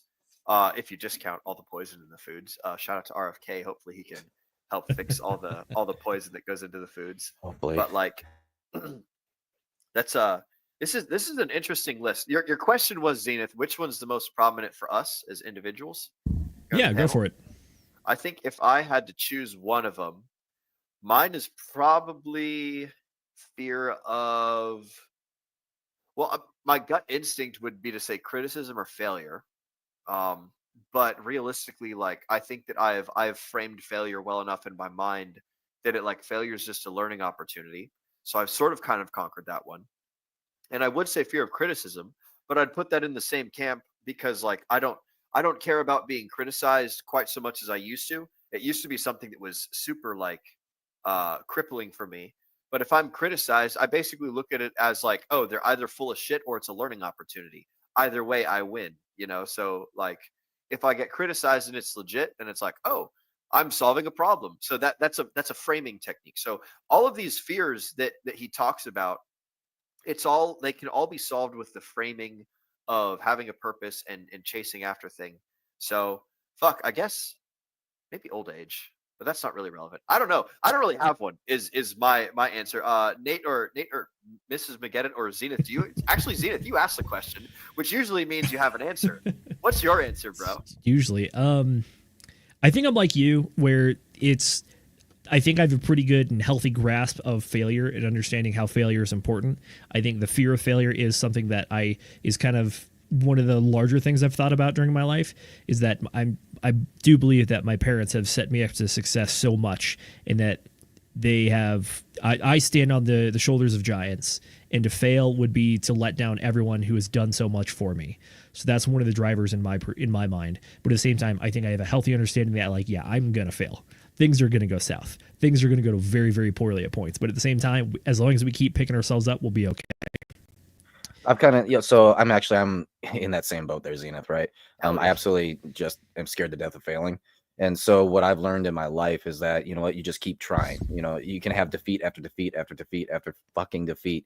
But as long as I keep going, I still have not failed. And I can attribute this all the way back to when I was freaking 21 years old trying to do stuff, I think that there's something to be said. And I'm not. Actually, I am kind of patting us on the back. We've been doing this podcast for a long fucking time. We just keep showing up. We just keep doing it again. We just keep doing the thing. So yeah, we've had some bad shows before. But just just showing up again and again and again and persevering, like you're talking about, Nate. Like, yeah, we're gonna have some terrible shows. It's gonna happen at some point. Hopefully not, because like we could actually prepare for these things. But like occasionally things go south, like the internet cuts out, or the fucking or the or like the stream dies, or we bring on a terrible guest and he runs around naked on camera and we get banned off of YouTube or something. Like, there's going to be some terrible things that happen at some point, but we just keep showing up, we just keep doing it. And like, I think that there's something to be, especially for like the four of us. Like, we all showed up to the Pulse Chain tour and we just kept helping and now we're going to be helping out over at the Vegas thing. So like, that's going to be pretty cool. You guys, like all you guys in the audience, you're going to see us all, the four of us right here. We're going to be at the Pulse Chain tour in Las Vegas, and we're going to be helping out. We're going to be doing cool things, and we're going to be trying over there too. And who knows, maybe that will be a giant colossal failure. I doubt it, because there's so many people that are doing awesome things that like I don't see how it could fail when there's so many people putting in like so much effort and paying attention to so many things. It's just like the amount of problems that are going to get solved are freaking exponential and crazy. But like, just showing up and doing the work over and over and over again. We're here almost every Friday, minus the last 2 Fridays because I was flying.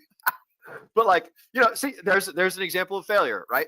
So like, I forgot that I was flying on both Fridays, and so we couldn't have the book club, and so we just pushed it off and we showed up again, and we had a great time. And now we're covering this book finally after reading it for 3 weeks in a row. So like, it's just the fear of failure isn't really relevant if you just keep learning and you just keep showing up and you just keep doing the stuff. So shout out to all y'all in the audience that are still watching us and still with us and still keep showing up. And shout out to all my fantastic panelists and fellow Degen members. It's freaking awesome being here with you guys and doing cool stuff. I'll raise a cup of coffee with some of my Dr. McGillicuddy's menthol mint, and we'll do a little fucking cheers. Here's to us, and here's to you guys at home. And here's to everyone degenning fantastically. Like, holy shit, look at the comments too. There's so many fucking degen things. Oh my god, this is freaking crazy. The entire time we've been talking, the guys have just been doing like movie quotes and stuff about changing it around to degen. Oh man, Moonpill, fucking, I'm still trying to listen to Will and Zenith talk about such a great book. You shall only degen. This is degen. Oh, this is so fucking awesome. Let's take a quick moment actually and do some chat shoutouts and welcome the people who've showed up since our last chat shoutout moment. And then we'll roll right back on into talking about the book and things of that nature. So, Mrs. Producer, if you don't mind, and then as we come back, we'll talk about the more controversial stuff. There we go. Chat shoutouts. First up, none other than Tam Tam saying, "What's up, fam? What's up, Tam Tam? Good to see you." #1 cheerleader for the Hex Pulse Chain, and cryptocurrency space in general. Shout out to you, Tam. Love to see you. Welcome to the stream. Glad that you could make it here with us. Next up in the chat shoutouts, we've got West. My mama always said life is like a box of T-shirts. There's so many good ones in there. If you go back and look, oh my god, it's been hard keeping a straight face while reading these. This is great. Moonpill had a really good one that was Et2 Degen. Et2 Degens. Oh man, this is fantastic. I'm just now realizing that that StreamYard is not unstarring all of the previous chat shoutouts that we did. So, Mrs. Producer, let's go through some of these fancy fun quotes that the boys have been throwing at us. Ask not what Degens can do for you. Ask what you can do for your Degens. Absolutely right. We've got John F. Degen Kennedy over here with this one. What do we got next? Let's pick a. Oh my god. There was also one Degen by land, 2 Degens by sea. West had a good one as well that says, once you stare into the Degens stare back into you. Oh, that's great. That is great. I love it. Let's do a couple more here. Let's see what's a good one. Bro, do you even degen? Yeah. Fucking A right. Do you even degen, bro? Do you even belong here? That's degen! I probably did some overloading there. Apologies for all my folks at home wearing the that was perfect. For the bro, do you even degen? I don't know if that's a Dom Mazzetti reference, but for fans of bro science out there, you probably also might recognize me ripping off Dom Mazzetti from time to time. Like the quote about "I like things that taste" is a reference to his "How to Cook Chicken and Not Want to Off Yourself" video, where he's like, "Here's how to make your chicken taste." Not good or anything, just taste. Mm-hmm. Okay, Step we're gonna one. do this. Go for it. This final one from Moonpilled Rational Optics, the most recent chat that was posted. It doesn't matter how many times you degen. It only matters how many times you degen and you get up and you keep on degenning. You're absolutely right. It doesn't matter. Yes, sir. What's that? Oh man, one of the things that Susan was referencing in the book is 3 feet from gold, which is about the guy Oh yeah. who he was he bought like a gold mine place and he quit mining when he was only 3 feet away. And the important thing to remember about this is just keep going to the casino. Just keep pressing that jackpot button on the slot machine, because whenever you quit, you're only 3 jackpot spins away from hitting it big. So just keep taking out more loans. You can only lose if you stop playing. There you go. Oh man, have you guys ever played Cash Flow, Robert Kiyosaki's Yes. board game? Dude, Yes. you can just keep getting loans in that game. Like you get loans up to infinity. Yeah, you'll have to pay them off, but you know what you can do? You just get another loan to pay off your other loan, and then totally. Hey, we're getting too close to the actual financial system here. Yeah, let me hang on. I gotta drop in my little hashtag here. Hashtag not. Let's borrow from the Fed real quick. The game is definitely made by Robert Kiyosaki because, Rich Dad is bragging he has $1 billion of debt. He's like, yeah, play the game. As much debt as you want. More. Just keep getting more debt. What could possibly go wrong? And that's kind of why 2008 became a problem, is because people just keep getting the debt, and they never thought about the repercussions. You can't handle the degens. Absolutely. You want the degens? You can't handle the degens. Yep. Shout out to a few good Hexicans and also to Jack Nicholson and Tom Cruise and I think Demi Moore or whoever the fuck was in that original movie. I can't. What is it? A few good men or something like that. A few good men, yeah. Yeah. Fucking good. I was gonna say for a Tom Cruise reference, you could say "Welcome to the Degen Zone." Ooh, yep. Right into the Degen Zone. Speaking of Degen Zone, hard pivot, religion, and controversy. So here we go, boys and girls. Those are not related, Will. I know, that's why I said hard pivot. We're doing a hard pivot right now. It was a car crash of a pivot. I just fucking. Have you guys seen that Battleship movie where they drop Ghost the Ride anchor the from Battleship? ship and Yes. They do like they drift it. Doesn't work that way. Don't fucking try it at home. It totally works in Sea of Thieves, though. If you guys play Sea of Thieves, shout out to them. That's how you lose an anchor.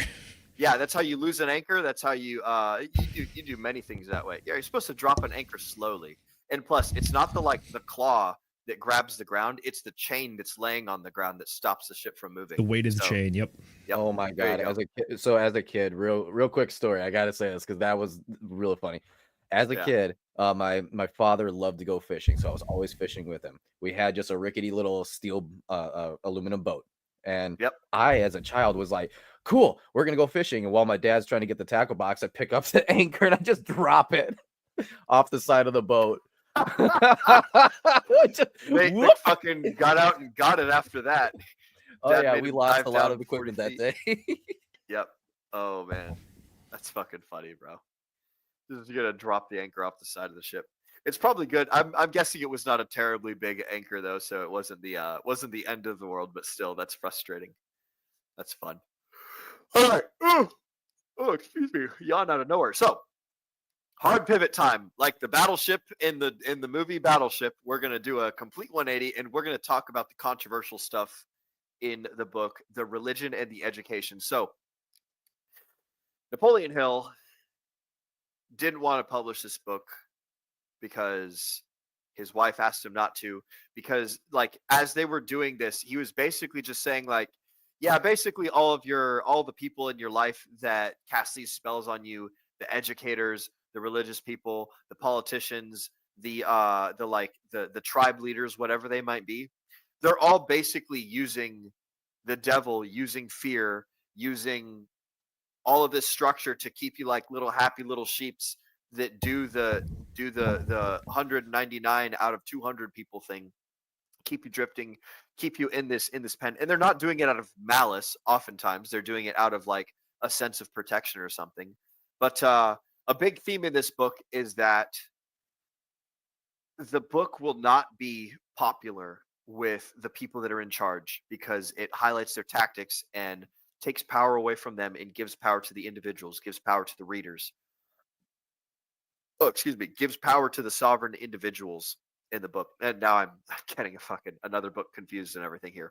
But like let's dive into this part. So Zenith, you were the one that that brought this up. Let's hear your thoughts about this spicier part of the book with the education and the religion. What did you think? I use air quotes for the controversial part of the book, and the reason I say that is also cultural context a bit, which is that in today's day and age, I think that these two institutions have a lot less weight or pull in society, and people rely on them a lot less. So people are, and also the general sentiment in 2024 is that people are a lot more distrusting of institutions and organizations. So they're willing and able to have critiques without getting too emotional about it. Granted, still do some degree, but the point is that religion and education, aka the church and school systems, back in the 1930s, I think those were a lot larger part of society and a lot larger part of people's daily lives than they are in 2024. We live in a very decentralized time right now, and also a very unreligious time, to be honest, which is that pretty much ever since the 60s, or honestly since the New Deal, the Great Society era, it's the idea that the federal government has been replacing a lot of these institutions that rely on charity, social networking, social fabric, so to speak. So we're now in the place where this stuff, it's not controversial to us, but back in the day, it was controversial to them. As a little note, Napoleon Hill wrote Think and Grow Rich in it was published in 1937. He wrote this book in 1938, which means that he wrote Think and Grow Rich probably at least 5 years ahead of time. I'm just ballparking here, imagining how long it takes to actually do the writing back in the day, then publishing and printing, all that, whatever. The point is, the reason that he didn't want to, that his wife asked him not to publish this stuff, is that I think one of the historical context I was reading is that he was very, very successful from the Think and Grow Rich book. And even in the foreword or chapter 1 of this book, he talks about how, talking to Andrew Carnegie, he's like, I want to interview people and pretty much write journals and news articles about what successful people do, or specifically the failures that they've avoided. So the reason for not wanting to post this stuff was because he was riding the high from that, and his wife was like, we have a good life, don't mess it up now by pissing off the two institutions that hold a lot of weight in society right now. So I think that's the reason for that. But the way that he describes these two institutions is that he describes them as institutions that help the devil accomplish what he wants to the point that the devil doesn't feel that he needs to get involved. Because when it comes to education, he says that the education system as it stands does not make free thinkers. It makes people to be drifters and be told what to do and not think for themselves. And that is the core tenet of being the thinker, is that you are willing to think for yourself and think on your own to problem solve instead of just memorize stuff, which is what was going on at the time and kind of largely now still going on. Number 2, the church. At the time, I believe Christianity was still one of the major religions in the time. There are different sects, whether you're Protestant, Catholic, Judaism kind of falls in there a little bit. It's similar tree, but other stuff. And then secularism and atheism was also somewhat popular at the time, but not nearly to the degree that it is today. Yeah. But the point that I made earlier, which is that the local church was a larger part of the community. A lot of the messaging, especially around, I want to say some of the Baptist messaging, is a fear-based message, which is that you have a desire not to go to hell. You have a desire not to burn for eternity. That kind of thing. And additionally, the Catholic Church has always historically been very good at the whole guilt concept of trying to atone for your sins and trying to be holy in front of God and stuff. I'm not Catholic, so please don't. If I'm getting it wrong, please let me know. But that's my general understanding of the tenets. Maybe a bit, but we'll deal with it. It's a learning opportunity, shall we say. So those kind of messages were definitely harping on fear. Fear-based messaging is what Napoleon Hill is talking about when he's saying that the churches are doing the devil's work in this kind of thing, which is that instead of focusing on faith, which he views as the positive aspect of religion at the time, they're focusing on fear, which is don't go to hell, don't burn forever, instead of be saved by Christ or whatever the religion is proposing. Sorry, Jews, I know you don't like that whole Jesus guy. So they'll be all right. Exactly. So that's what he's saying at the time, which is that the author is saying that these two institutions are the things that are they're not doing it intentionally per se. But because of the things that they focus on, they are not building people to be independent thinkers, and they're driving people further into fear, which is further cementing that idea. Oh. Yeah. Sorry, there was no question mark at the end of that. Okay. So don't worry about it, brother. Can you phrase it as a question, because I'm not sure what to grab onto there. Well, let's maybe. Well, how about this? unpack Do you what think said a little bit? We can. Okay, you go for it. So let's start with the education, right? The idea that it's literally a factory for just drifters who need to be told to do something. Just remember whatever facts, right? And there is no free thinking in there. I mean, it's very much true. However, what I find very interesting is the book itself, the devil in the book. And I wanted to say this earlier, but you kind of went on your little soapbox there, Zenith. So I'll just throw this out there real quick. I find it kind of ironic that he ended up not publishing the book, even though the devil was saying to him, "You will not be publishing this book because I'm going to make sure that all my Goonies ruin your life and get rid of all your money and your bread and all that." Isn't that ironic, huh? But yeah, so you're correct about what was that? It was just he called it. Yeah, he called it. He called it, it's right? funny because it's all in his own head. He's the fucking writer, so it's like, I know what I'm gonna do. Haha! Oh wait, I did it. Damn it. He's arguing with himself. Yeah. While writing. But yeah, no, you're right about that. About it's one of the biggest issues that we have is that we're essentially school right now is literally just a training ground to then go to work. That's literally all it is. Well, yeah, that's the whole Rockefeller, and this is the thing that I bemoan about many times, and like people who listen to other, people similar to me will hear the same thing. The Rockefeller system of education that started in Germany, like in Austria, Germany, in like the late 1800s.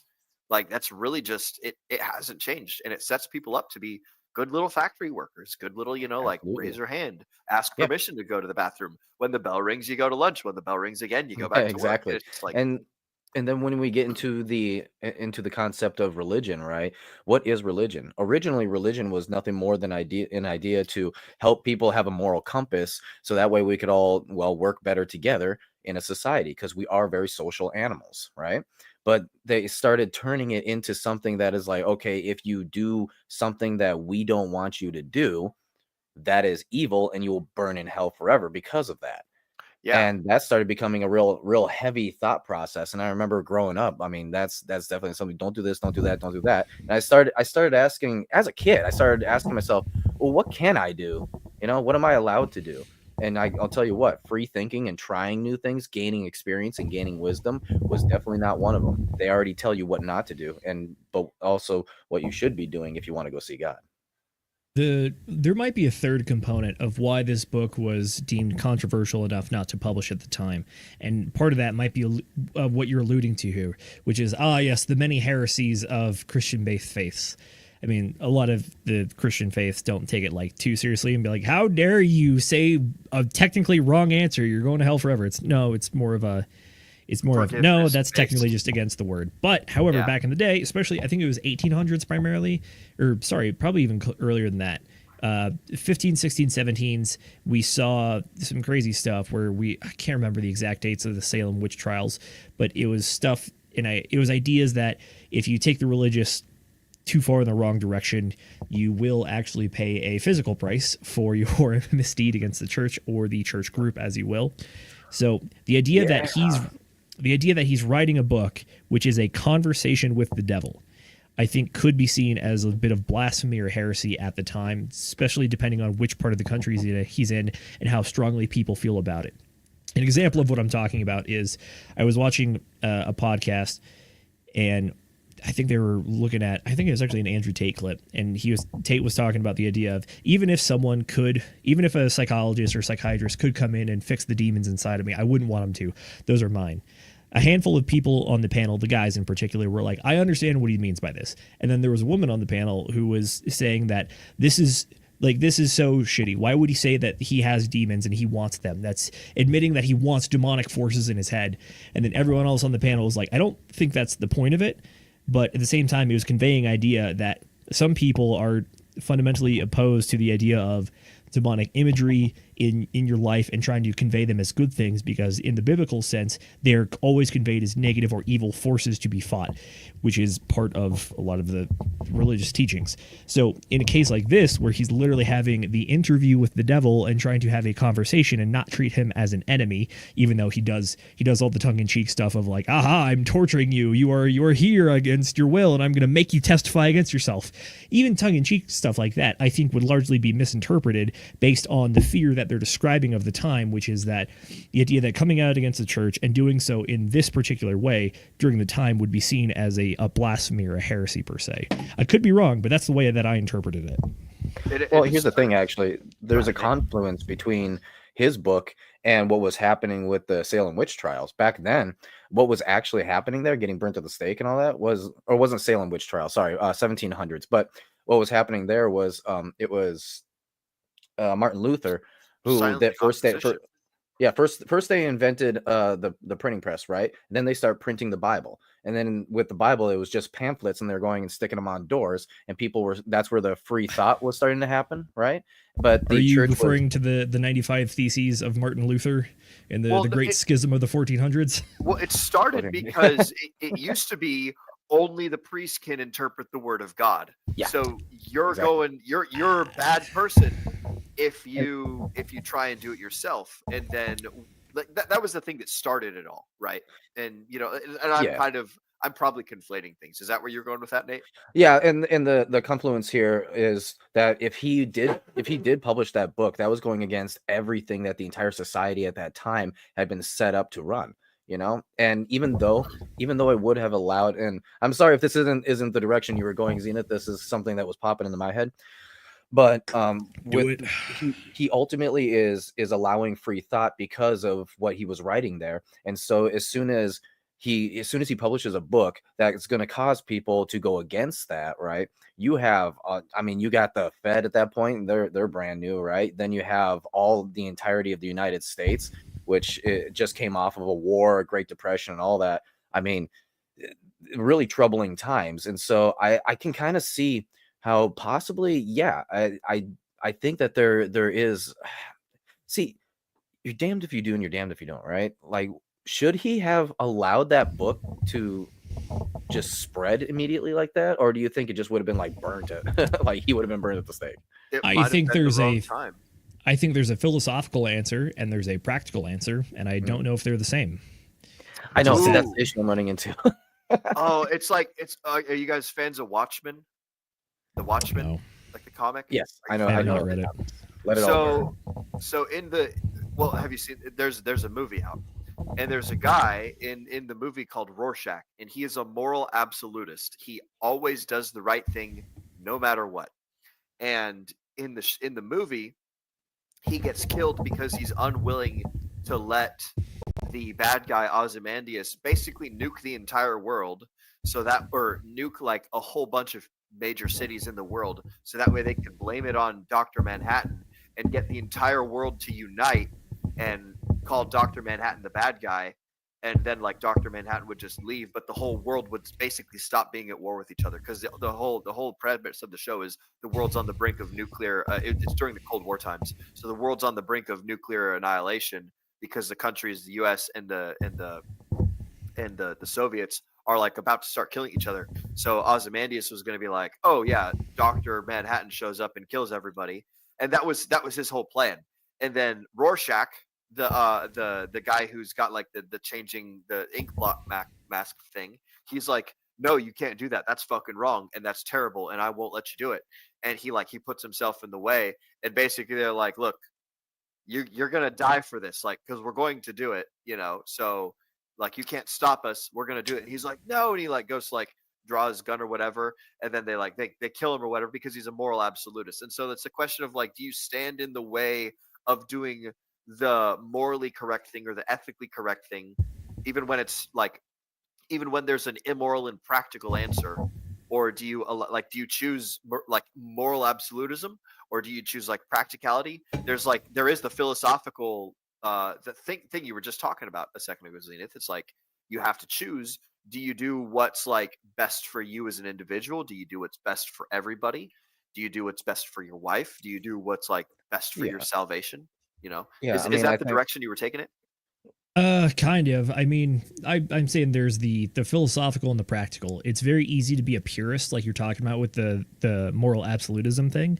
But when it comes to a question like this, I don't think the answer is a perfectly moral question. I don't even think it necessarily even is a moral question, because I think some of the argument, or actually a lot of the argument in the book, is actually secular or logical. There are certain allusions that he makes that are faith-based and religious-based assumptions and arguments, but largely this is a logical critique of the time and the era and how to be successful.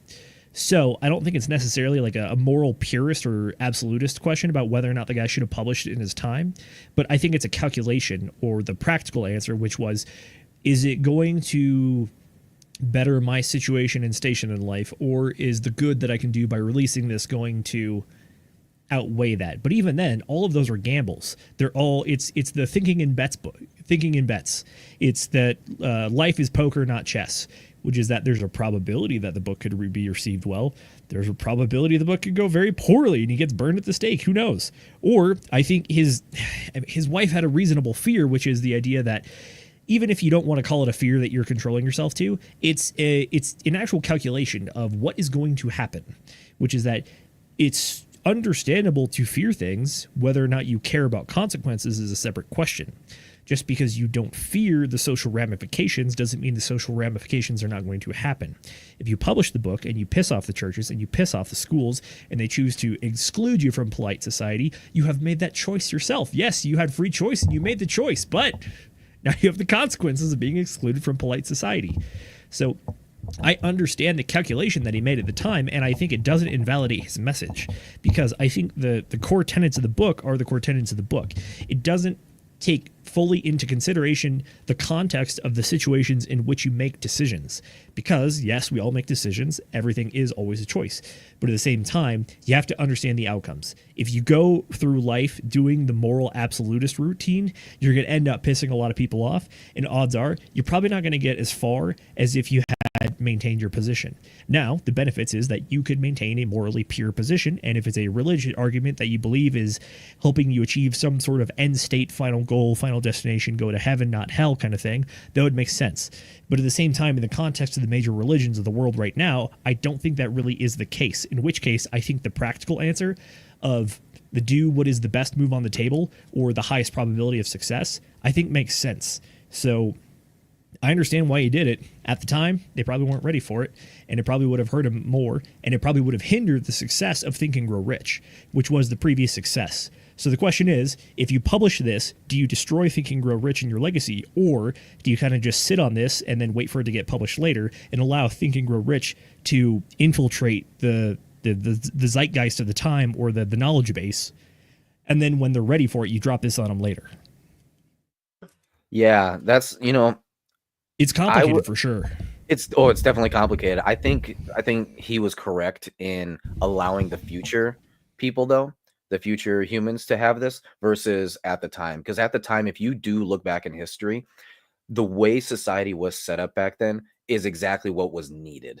You only have a few channels, it's all propagandized, and what was, crap, I'm forgetting the word, duty was extremely important back then. Hey, it helped us very much so in World War II, and World War II was right on the brink at the time that he wrote this, right?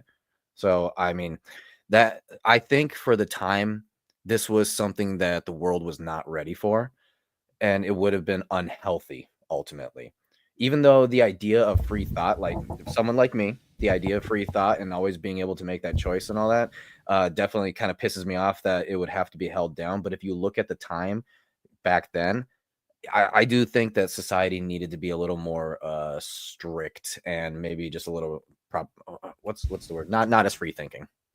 Maybe real quick, maybe another way of not even considering if it was healthy for the time, but if it would have been even received at all, which is kind of just like you fired your shot, you missed, and it's spent. You can't republish the book and expect the same answer or the same reception anyways.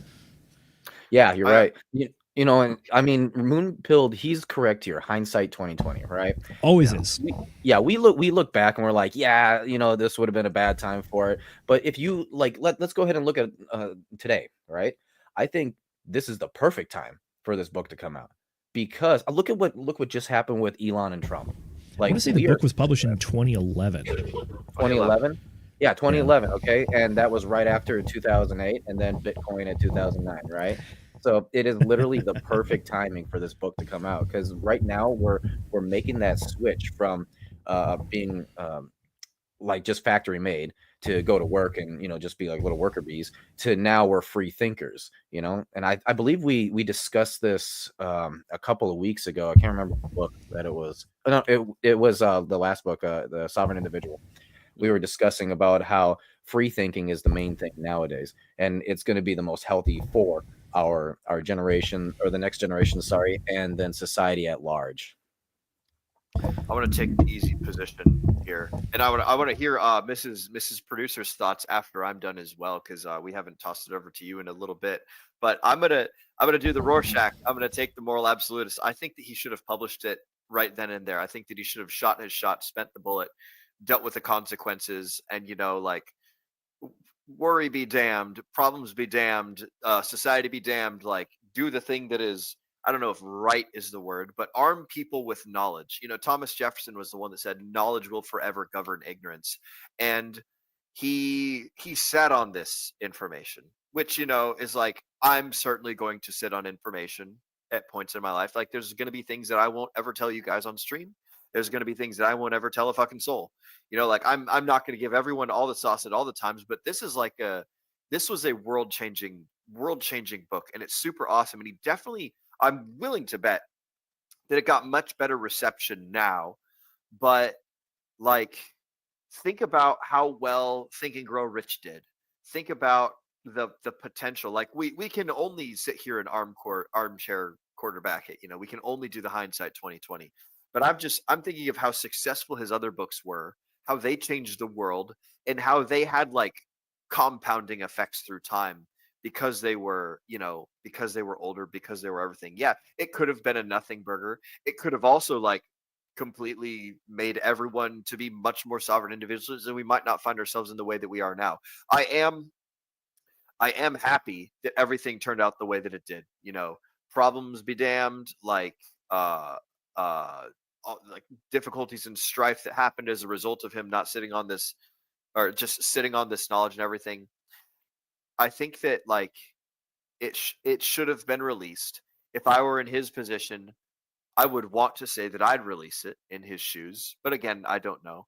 I'm a big fan of giving people the knowledge and the tools and the information necessary to arm themselves to better their lives and to do everything possible. So, like, I try and find as much valuable information and disseminate it as much as possible. I think that that's my calling in life, is to do that sort of thing. So, like, I'm of course going to project my own preferences here, but that's what I think. I think he should have released it, and I think that that would have been the interesting thing. And, you know, we're not going to have time to touch on it, but I do think it was interesting that in the book he mentioned specifically that it was his wife that convinced him not to print the book initially. And we all kind of know my thoughts on it already, but I want to toss it over to Mrs. McGettick, because you probably have you have a little bit more perspective on I can't remember her name. It was like Leanne or something. Whoever Mrs. Napoleon Hill was. But Mrs. Producer, if you have thoughts, I would like to hear from you. Let me check the chats and make sure you are still behind the mic and everything. Mrs. Producer, do you have anything? Yes, I'm here. Okay. What I was gonna say, I didn't hear anything about his wife, so I'm sorry. I have nothing to add to that part. I heard that one mention, and then I don't think I heard him mention the wife again. Or at least not that I paid attention to, I guess. But what the devil supposedly said to him, I don't know if this is written in the context of, like, he's actually wanting us to believe that he literally physically met the devil and had an interview, or if that's just, like, the way he's framing it to be, like, entertainment purposes. I did actually ask ChatGPT this question to see if I get an answer, and GPT's understanding was, no, this is not based on some dream or hallucination or prayer or anything. This is entirely fabricated to be an interesting way of conversing the ideas. Gotcha. Okay. But okay, so then what he says is when he's talking to the devil is the devil says to him specifically, and obviously so this came from his own mind, that if he publishes it now, he will be hated and he will be rejected and it'll be banned from books or from schools and banned from here and banned from there, and all of this chaos will ensue. And that ultimately his wife agreed, and so that's why he decided not to print it. Um, what I wanted to say is that back in that time frame, I'm not exactly sure when the book banning became like such a huge thing, but I know that the way that book banning is, as far as I understand, works is he absolutely would have gotten cremated for this. It would have been seen as like blasphemous almost by the churches as well, because I mean, the devil is saying he uses church to control people. So I'm very much agree with what you just said, Will. I wonder if this would have been like a world shaker if it had come out back when he originally wrote it, because there was just so much in there that was like at the time would have been such a big deal, because religious, religious zealots, or however you say that word, sorry, but the overly religious people. Did I say it wrong, Z? The zealots. Zionists, zealots. Yes, that's thank the you. word, yeah. That was what I was trying to think of. Um, would have absolutely like flamed him as much as possible, and like tried to like. We're all familiar with what they did to Pokemon. Like when Pokemon first came out and started getting really, really, really popular, they were like, "This Oh is the man, devil's work. People yeah. are horribly addicted What to a this weird thing." thing to happen. Yeah. I know, but like I imagine I something remember like hearing that in church. I heard Yep. that in Catholic school when I was like Yep. young. They were like, "This is devil stuff," and I'm like, "What? This is a mouse that shoots electricity. What are you talking about?" Yeah, but basically, so my picturing of this is it would have gone somewhere along that vein, and he would have either become insanely famous and like it almost could have had the possibility of like growing its own cult in that time frame, kind of like the what is that? Dang, I'm sorry, I'm drawing a blank on the words, but cult mentality maybe is kind of Yeah. what I'm trying to say. Yeah. And Yeah. then he would have had a ton of followers, or it could have gone the complete opposite direction where like he would have been so harassed and so flamed that people were like showing up at his house and burning down his lawn or something. Um, as for releasing it today, it kind of feels to me like a little bit too little, too late, because the turns that have been taken now, especially when it comes to religion, have just been what they are, and like I feel like something like this could have maybe helped save that a little bit. And then also the author's notes from Susan is her name, you said? Yeah. Susan. Okay. Susan. Oh, She I can't remember her last name. I but think it's Susan Sharon Lecter. or Sharon. That's what. Sharon, Yeah. okay. Let me. I She have it written somewhere. mentions when she's reading what he had mentioned about education, how the schools work and how they're teaching people to basically be robots. That when she read that it gave her shivers, because that is exactly what's happening right now. The school has not changed since it basically was, created, since it became a thing. It's been the same way. So like it seems like, at least on that part, he was completely right, like that it is not actually meant to create free thinkers. It's not meant to create people who are going to go out and actually do good things in the world. It's meant to teach people how to follow orders and et cetera, et cetera. So yeah, that's what I wanted to say. Yo, Sharon Lecter is fucking Robert Kiyosaki's ex-wife. Yep. From Holy the back shit. of the book, a global expert on financial literacy, entrepreneurship, publishing, and leadership, educated millions on how to create success as an entrepreneur. Co-author of New York Times bestseller Rich Dad Poor Dad, as well as 14 other books in the Rich Dad series. Sharon led and built the Rich Dad Company into the world's leading personal finance brand. Holy smokes. Damn, that's kind of that's crazy to think about, isn't it? Funny how it That ties reminds in. me.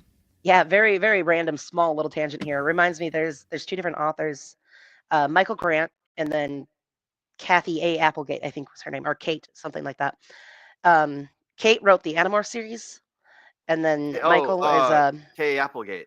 yeah, But Michael quick is note, a she was not Kiyosaki's wife. She just helped him write the book. I was thinking of a different lady. oh okay. Sorry about that, Sharon. Please continue. Kay Applegate. Oh, okay. Well, then that kind of makes my story irrelevant now, actually, because what I was going to say is Kay Applegate made the Animorph series, and then this dude named Michael Grant made the Gone series, which is not as popular, not as well known, but it is a pretty good series, and it's like 6, 7 books, and they're all really large, and they are husband and wife. And I found that out just randomly after having read both of these series like completely independently of one another, and they're both authors, and I thought that was really cool.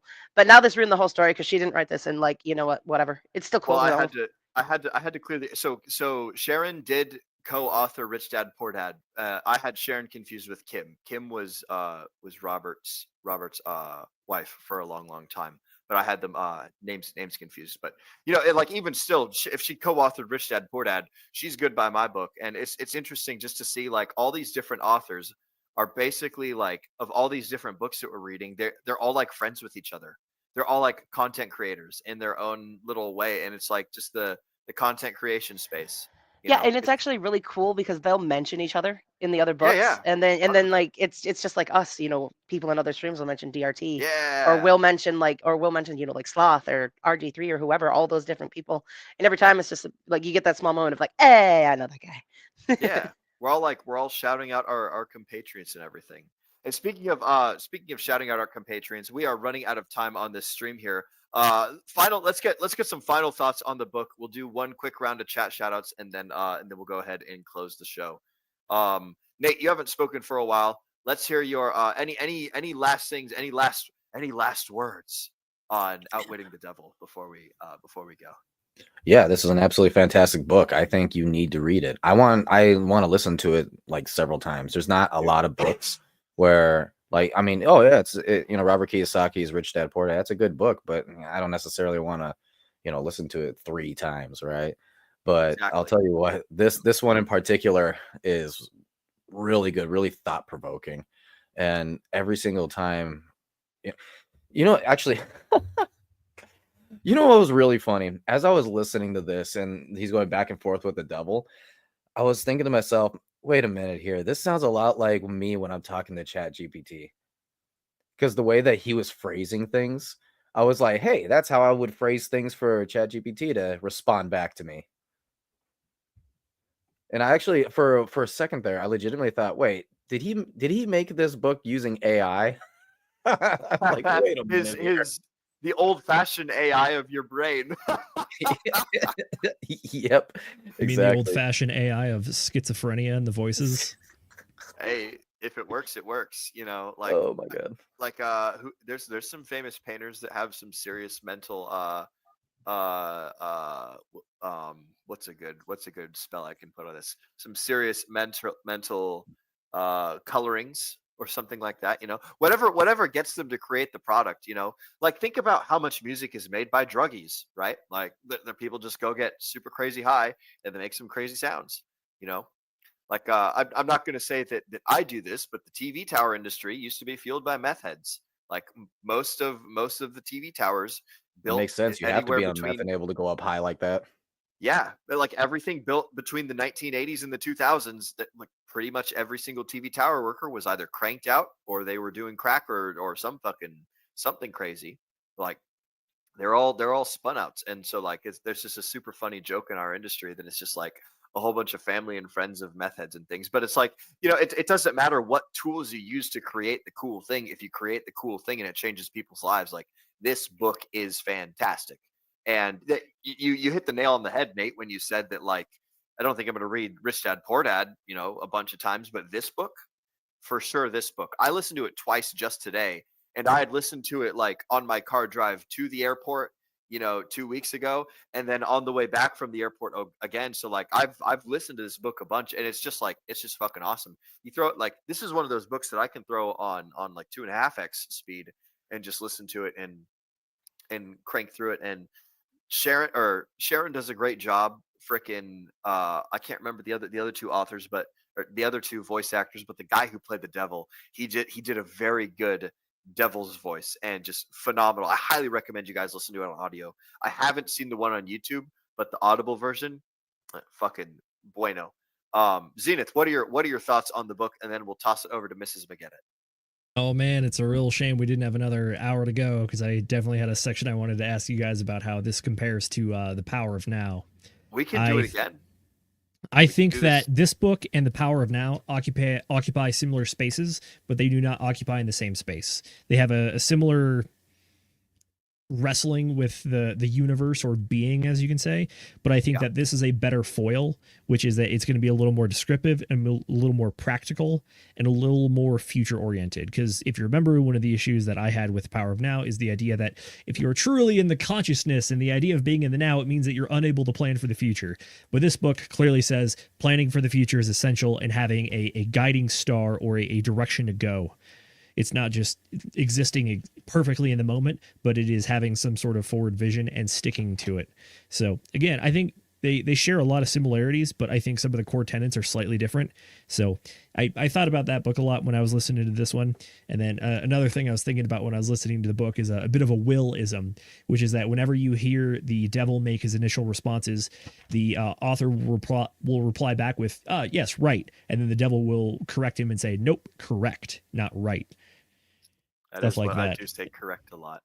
No, not just saying correct, but the idea of the being specific with the language and then also using the language for a specific purpose. It again also calls back to the beginning of their conversation when the devil really insists and requires that the author call him Your Majesty. It's the ideal that framing, compulsion of language, that kind of thing, and being precise and specific with language too.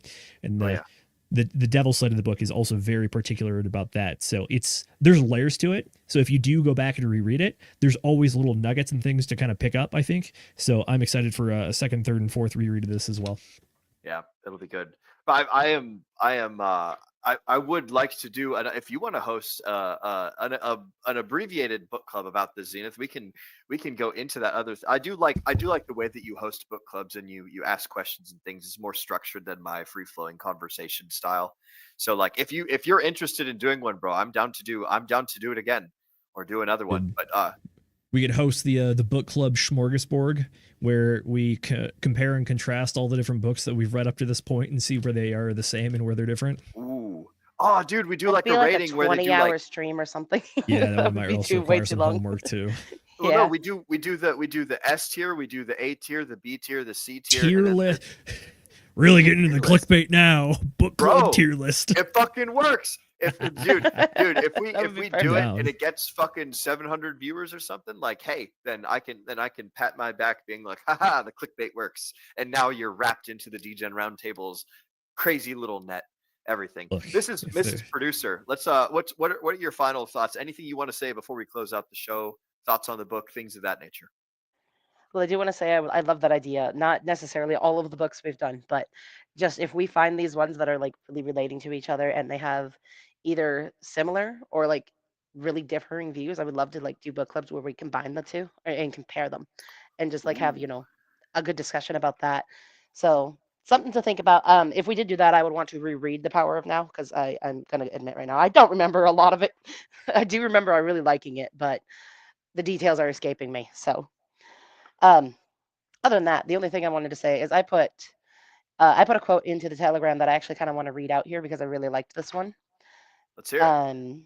And that is, I do not remember exactly which part of the book this was from, but it really stood out to me. And he says, in the fell clutch of circumstance, I have not winced nor cried aloud. Under the bludgeoning of choice, my head is bloody, but unbowed.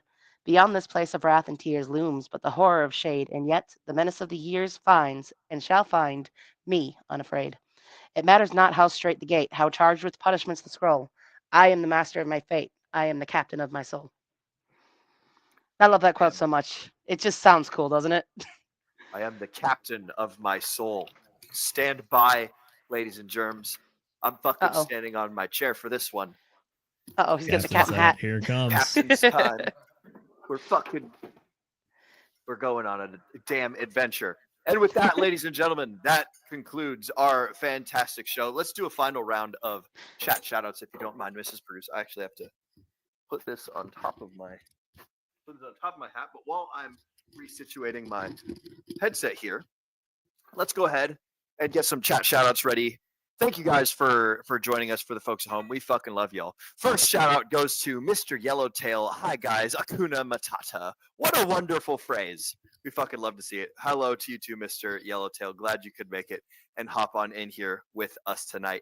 Next up in chat shoutouts, it's looking like we got none other than Chad Donnerschwanz. Hello, fellow based crypto bros and Mrs. Producer. Hello to you too, sir. I can't salute, or no, I can salute with a sword. You go like this for a sword salute. So there you go. Just don't Excellent. cut any of your equipment, please. No promises. For all the YouTube reviewers, it's a fake sword. It's not real. Don't worry about it for a second. For all the YouTube reviewers? Oh, are swords not allowed on YouTube? Swords No, are totally no allowed kinds. on YouTube. Pretty Don't sure no boogie kinds us, of man. weapons. Don't boogie us. Oh, okay. Very well. If they think it's real, they might ban you. That's all I know, really. Bro, there's all sorts of sword reviewers on. Let's like It's a very Scalagrim. plastic sword, you know, and those those sword reviewers, they review very plastic swords too. You I know, it's also don't only a review it toy. on live stream, so. Oh, that's true. All right, very well. Yeah, it is a plastic sword. It's incredibly plastic for sure. Anyways, we're gonna move right along. So and not dwell on that anymore, so we don't give it any more attention economy. Let's see what's next in chat shoutouts. We've got Funk Master Hex Friday night cocktails. Yes, sir, indeed. I've got my Dr. McGillicuddy's menthol mint, which I just love saying that name. I don't actually like it. Doesn't taste that great. It's just some fucking minty flavored liqueur. But you know, Dr. McGillicuddy's menthol mint. For those of you who are sick like me, I am getting over the shitty part of a cold. It was so fucking bad yesterday, man. Like I'm still a little bit stuffed in the nose. I don't know if you guys can hear it at all, but shit's fucking no bueno up here. But shout out to you, good sir. Glad that you could make it, Mr. Funk Master Hex. Next up in chat shoutouts, it looks like we've got Dr. H, the Crypto Practor. Hey, Degens, how the fuck are you all? Looking good. Spank that like gently. Absolutely right. Spank that like button. Hope you guys all have a fantastic time. And this is gonna be good. Thank you for joining us, Dr. H. Next up in chat shoutouts, we've got Degen Roundtable for the win from Mr. Taylor. What's up, Taylor? Good to see you, broski. Glad to see that you're out there skating around and having a good time. Life is excellent. Life is good. So shaka that board, amigo, and go hang 10 in a bowl somewhere. I freaking love it. Finally, in chat shoutouts, we've got none other than Hexagon Lost in Asia. Le Fi Pump. Le Fist Pump is Le Fist Pump. Less Fizz Pump or something like that. Fucking pump it, baby. I'm glad to see it. We're glad to see all of you guys here. All of you all that joined us. Thank you so much for being here. Whether you guys are watching us live or on the replay, y'all are freaking awesome. Putting that fist up in the air. Good to see it, Mr. Hexagon Lost in Asia. Out fucking standing. Oh, excuse me. And that about does it for the chat shoutouts. Are you well? Yep. Take this for a second. Will do. Alrighty, we are going to go around the horde and ask the folks what you are up to and where the folks can find you. We're going to start off with Nate, the Ascending Man. What you got, brother? Yes. You know, just continuing on with trying to put out as much information as I can. There's a lot of things going on because you know what? Hex is pumping, Pulse Chain is pumping. It's feeling real good, guys. Ultimately, right now, I'm kind of in a spot where it's kind of just buckle in for the ride and let's fucking go, you know? So hell yeah to that. When it comes to this book, again, you know, I highly recommend it. As far as the what do you call it? The 0 to 10,000 steps or whatever. I would put this very close, like number 5. You're right. This has got to be one of your first steps, I would say, because as you said, Zenith, right? This is very practical, and it's one of those mindset things where it's like, if you are going to go on this journey, you need to first understand how you should operate on the journey. And this book is very, very good at saying, hey, this is what somebody who is going a direction, who has a journey to go through. This is how you really should do it. And this is what you should not do if you want to be a drifter and not get anywhere. So yes, I do think this should be one of the first books you read. With that, I'm going to go ahead and pass it over to Ms. McGitt. And I'm going to be doing a video tomorrow. It's not live. It's just going to be a video, and then I will be publishing it sometime next week. I still got to figure out exactly when I want to. It's probably going to be Thursday, but yes, it's going to be a lot of fun. It's going to be a talk on PDI, and yeah, I think there's a few things that need to be said about it that, hey, I'm neutral, okay? So don't hate me, don't love me. I'm just gonna give a very neutral view on it. But yes, okay, now I'll pass it over to Mrs. McGettit. Hello. Sorry, what are we doing? We're doing our Where can the outros, right? folks I'm find you, sorry. and what do you have going on in the near future? What were your thoughts on the book as well? Okay, thank you. I was just about to go look something up on Telegram, so I got it like in my head to get ready to do that, and then just totally forgot what else I was doing. I'm dropping links as well. But yes, you can find me in the Degen Roundtable Telegram. As you see, we have a fancy new QR code. It's very pretty. It's very colorful. I like it very much. I'm very happy about it. But anyways, so that's where you can find me. And I don't know if anybody else noticed, but I also changed some colors around here on our little, I don't know, this gear movie thingy down in the bottom left corner. Yeah, down there. I changed the colors of that too. I don't know. I'm impressed with it. It is I'm happy blue about now. it. No Yes, longer purple. it was all purple and pink, and I left it that on all of our different backgrounds, but I changed it now so they all match. All of them will have a excellent. different colored little boxy guy down there now. But anyways, Cool. I'm sorry. Random Good little work. thing that I worked on, and I was happy about it. So there's that. Yeah, you can find me in the DJ Table Telegram, and the book I think was awesome. Like me and Will, we're kind of talking about, everybody was talking about, I guess. Very curious to see what would have happened if they had published it when he like originally wrote it. But we'll never know. But still, it's a lot of fun to speculate on that, and just it really makes you think. I don't think I've ever heard of another book that went unpublished for so many years and then actually got published. Like Yeah. that's not something that I'm really like I've never heard anything like that. At least not a book like this. You know, there are plenty of entertainment books, and there's probably like a bunch of plays, like Shakespeare type plays that have done something that's, kind of similar, but something like this is just so out there. And it's just something that is really super thought provoking. I definitely agree with Nate. If you're going to read it early on. If you've already been with us through all 46 books, then, you might be a little bit late. But you know what? Read it anyways. It's great. The version of it that I found on YouTube has the actual pages on the screen. So you can physically, if you have, a big enough screen, you probably want to like set it up on your computer. You can actually set it up so that you can read it and listen to it. I don't know if it's the same audio people. I think it is, because you guys mentioned the devil being like really good, and I thought he was really good too. So Very Luciferian, I'm thinking that this person uses the actual Audible version because it sounded awesome to me and I really liked it. So yeah, great book. Go ahead and look it up. It's completely free too, which is really nice, because if you're not wanting to spend the money on the audiobook and then also go buy the physical book, but you do want to do both, because it is recommended by some authors out there that you read and listen to the audiobook like at the same time. And that really helps ingrain things in your mind better. If you want to do that, you can do that right on YouTube for free, which is really cool. So yeah, anyways, I'm going to pass it back over to, we're going to Z next, right? That is correct. My turn. All right, folks, we have our Sunday show coming up Sunday at the usual time, 8 p.m. Eastern. We're going to be talking about all the news of the week, markets, anything going on with the markets, and anything that we feel like, to be honest, because that's kind of how we do.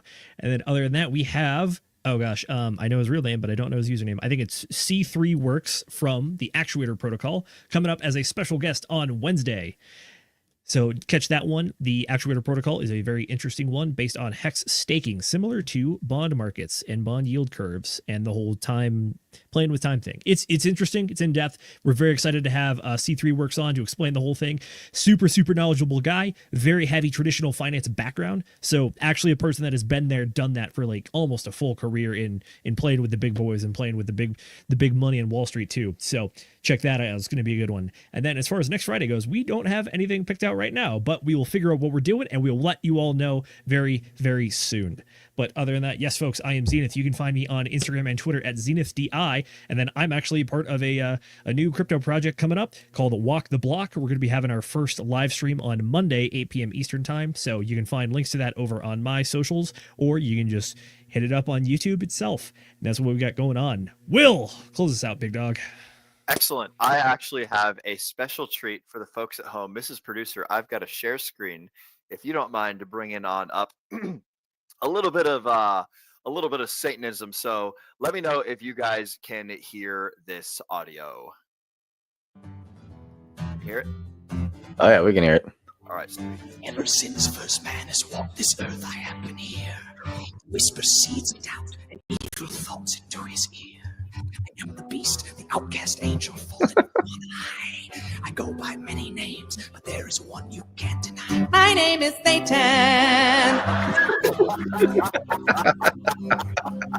Hi, everybody. Let me tell you a little bit about myself. All right, that's enough of that.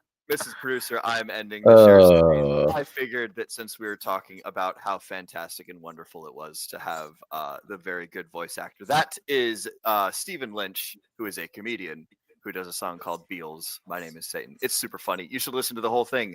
But before you do that, you guys should check out me on all of my socials. You can find everything from my Twitter to my doxed Facebook to my Instagram to my Telegram. Everything can be found at will.pls.fyi.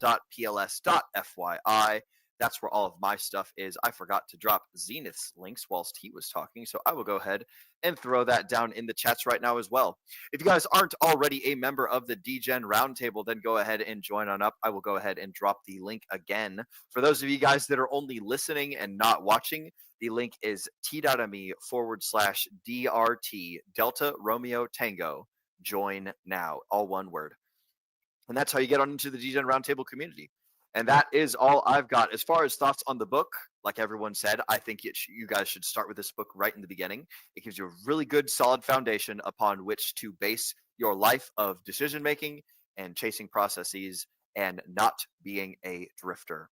That's all I got on the book. It's fantastic. I'm going to be listening to it again many, many times. And that's all I got on that.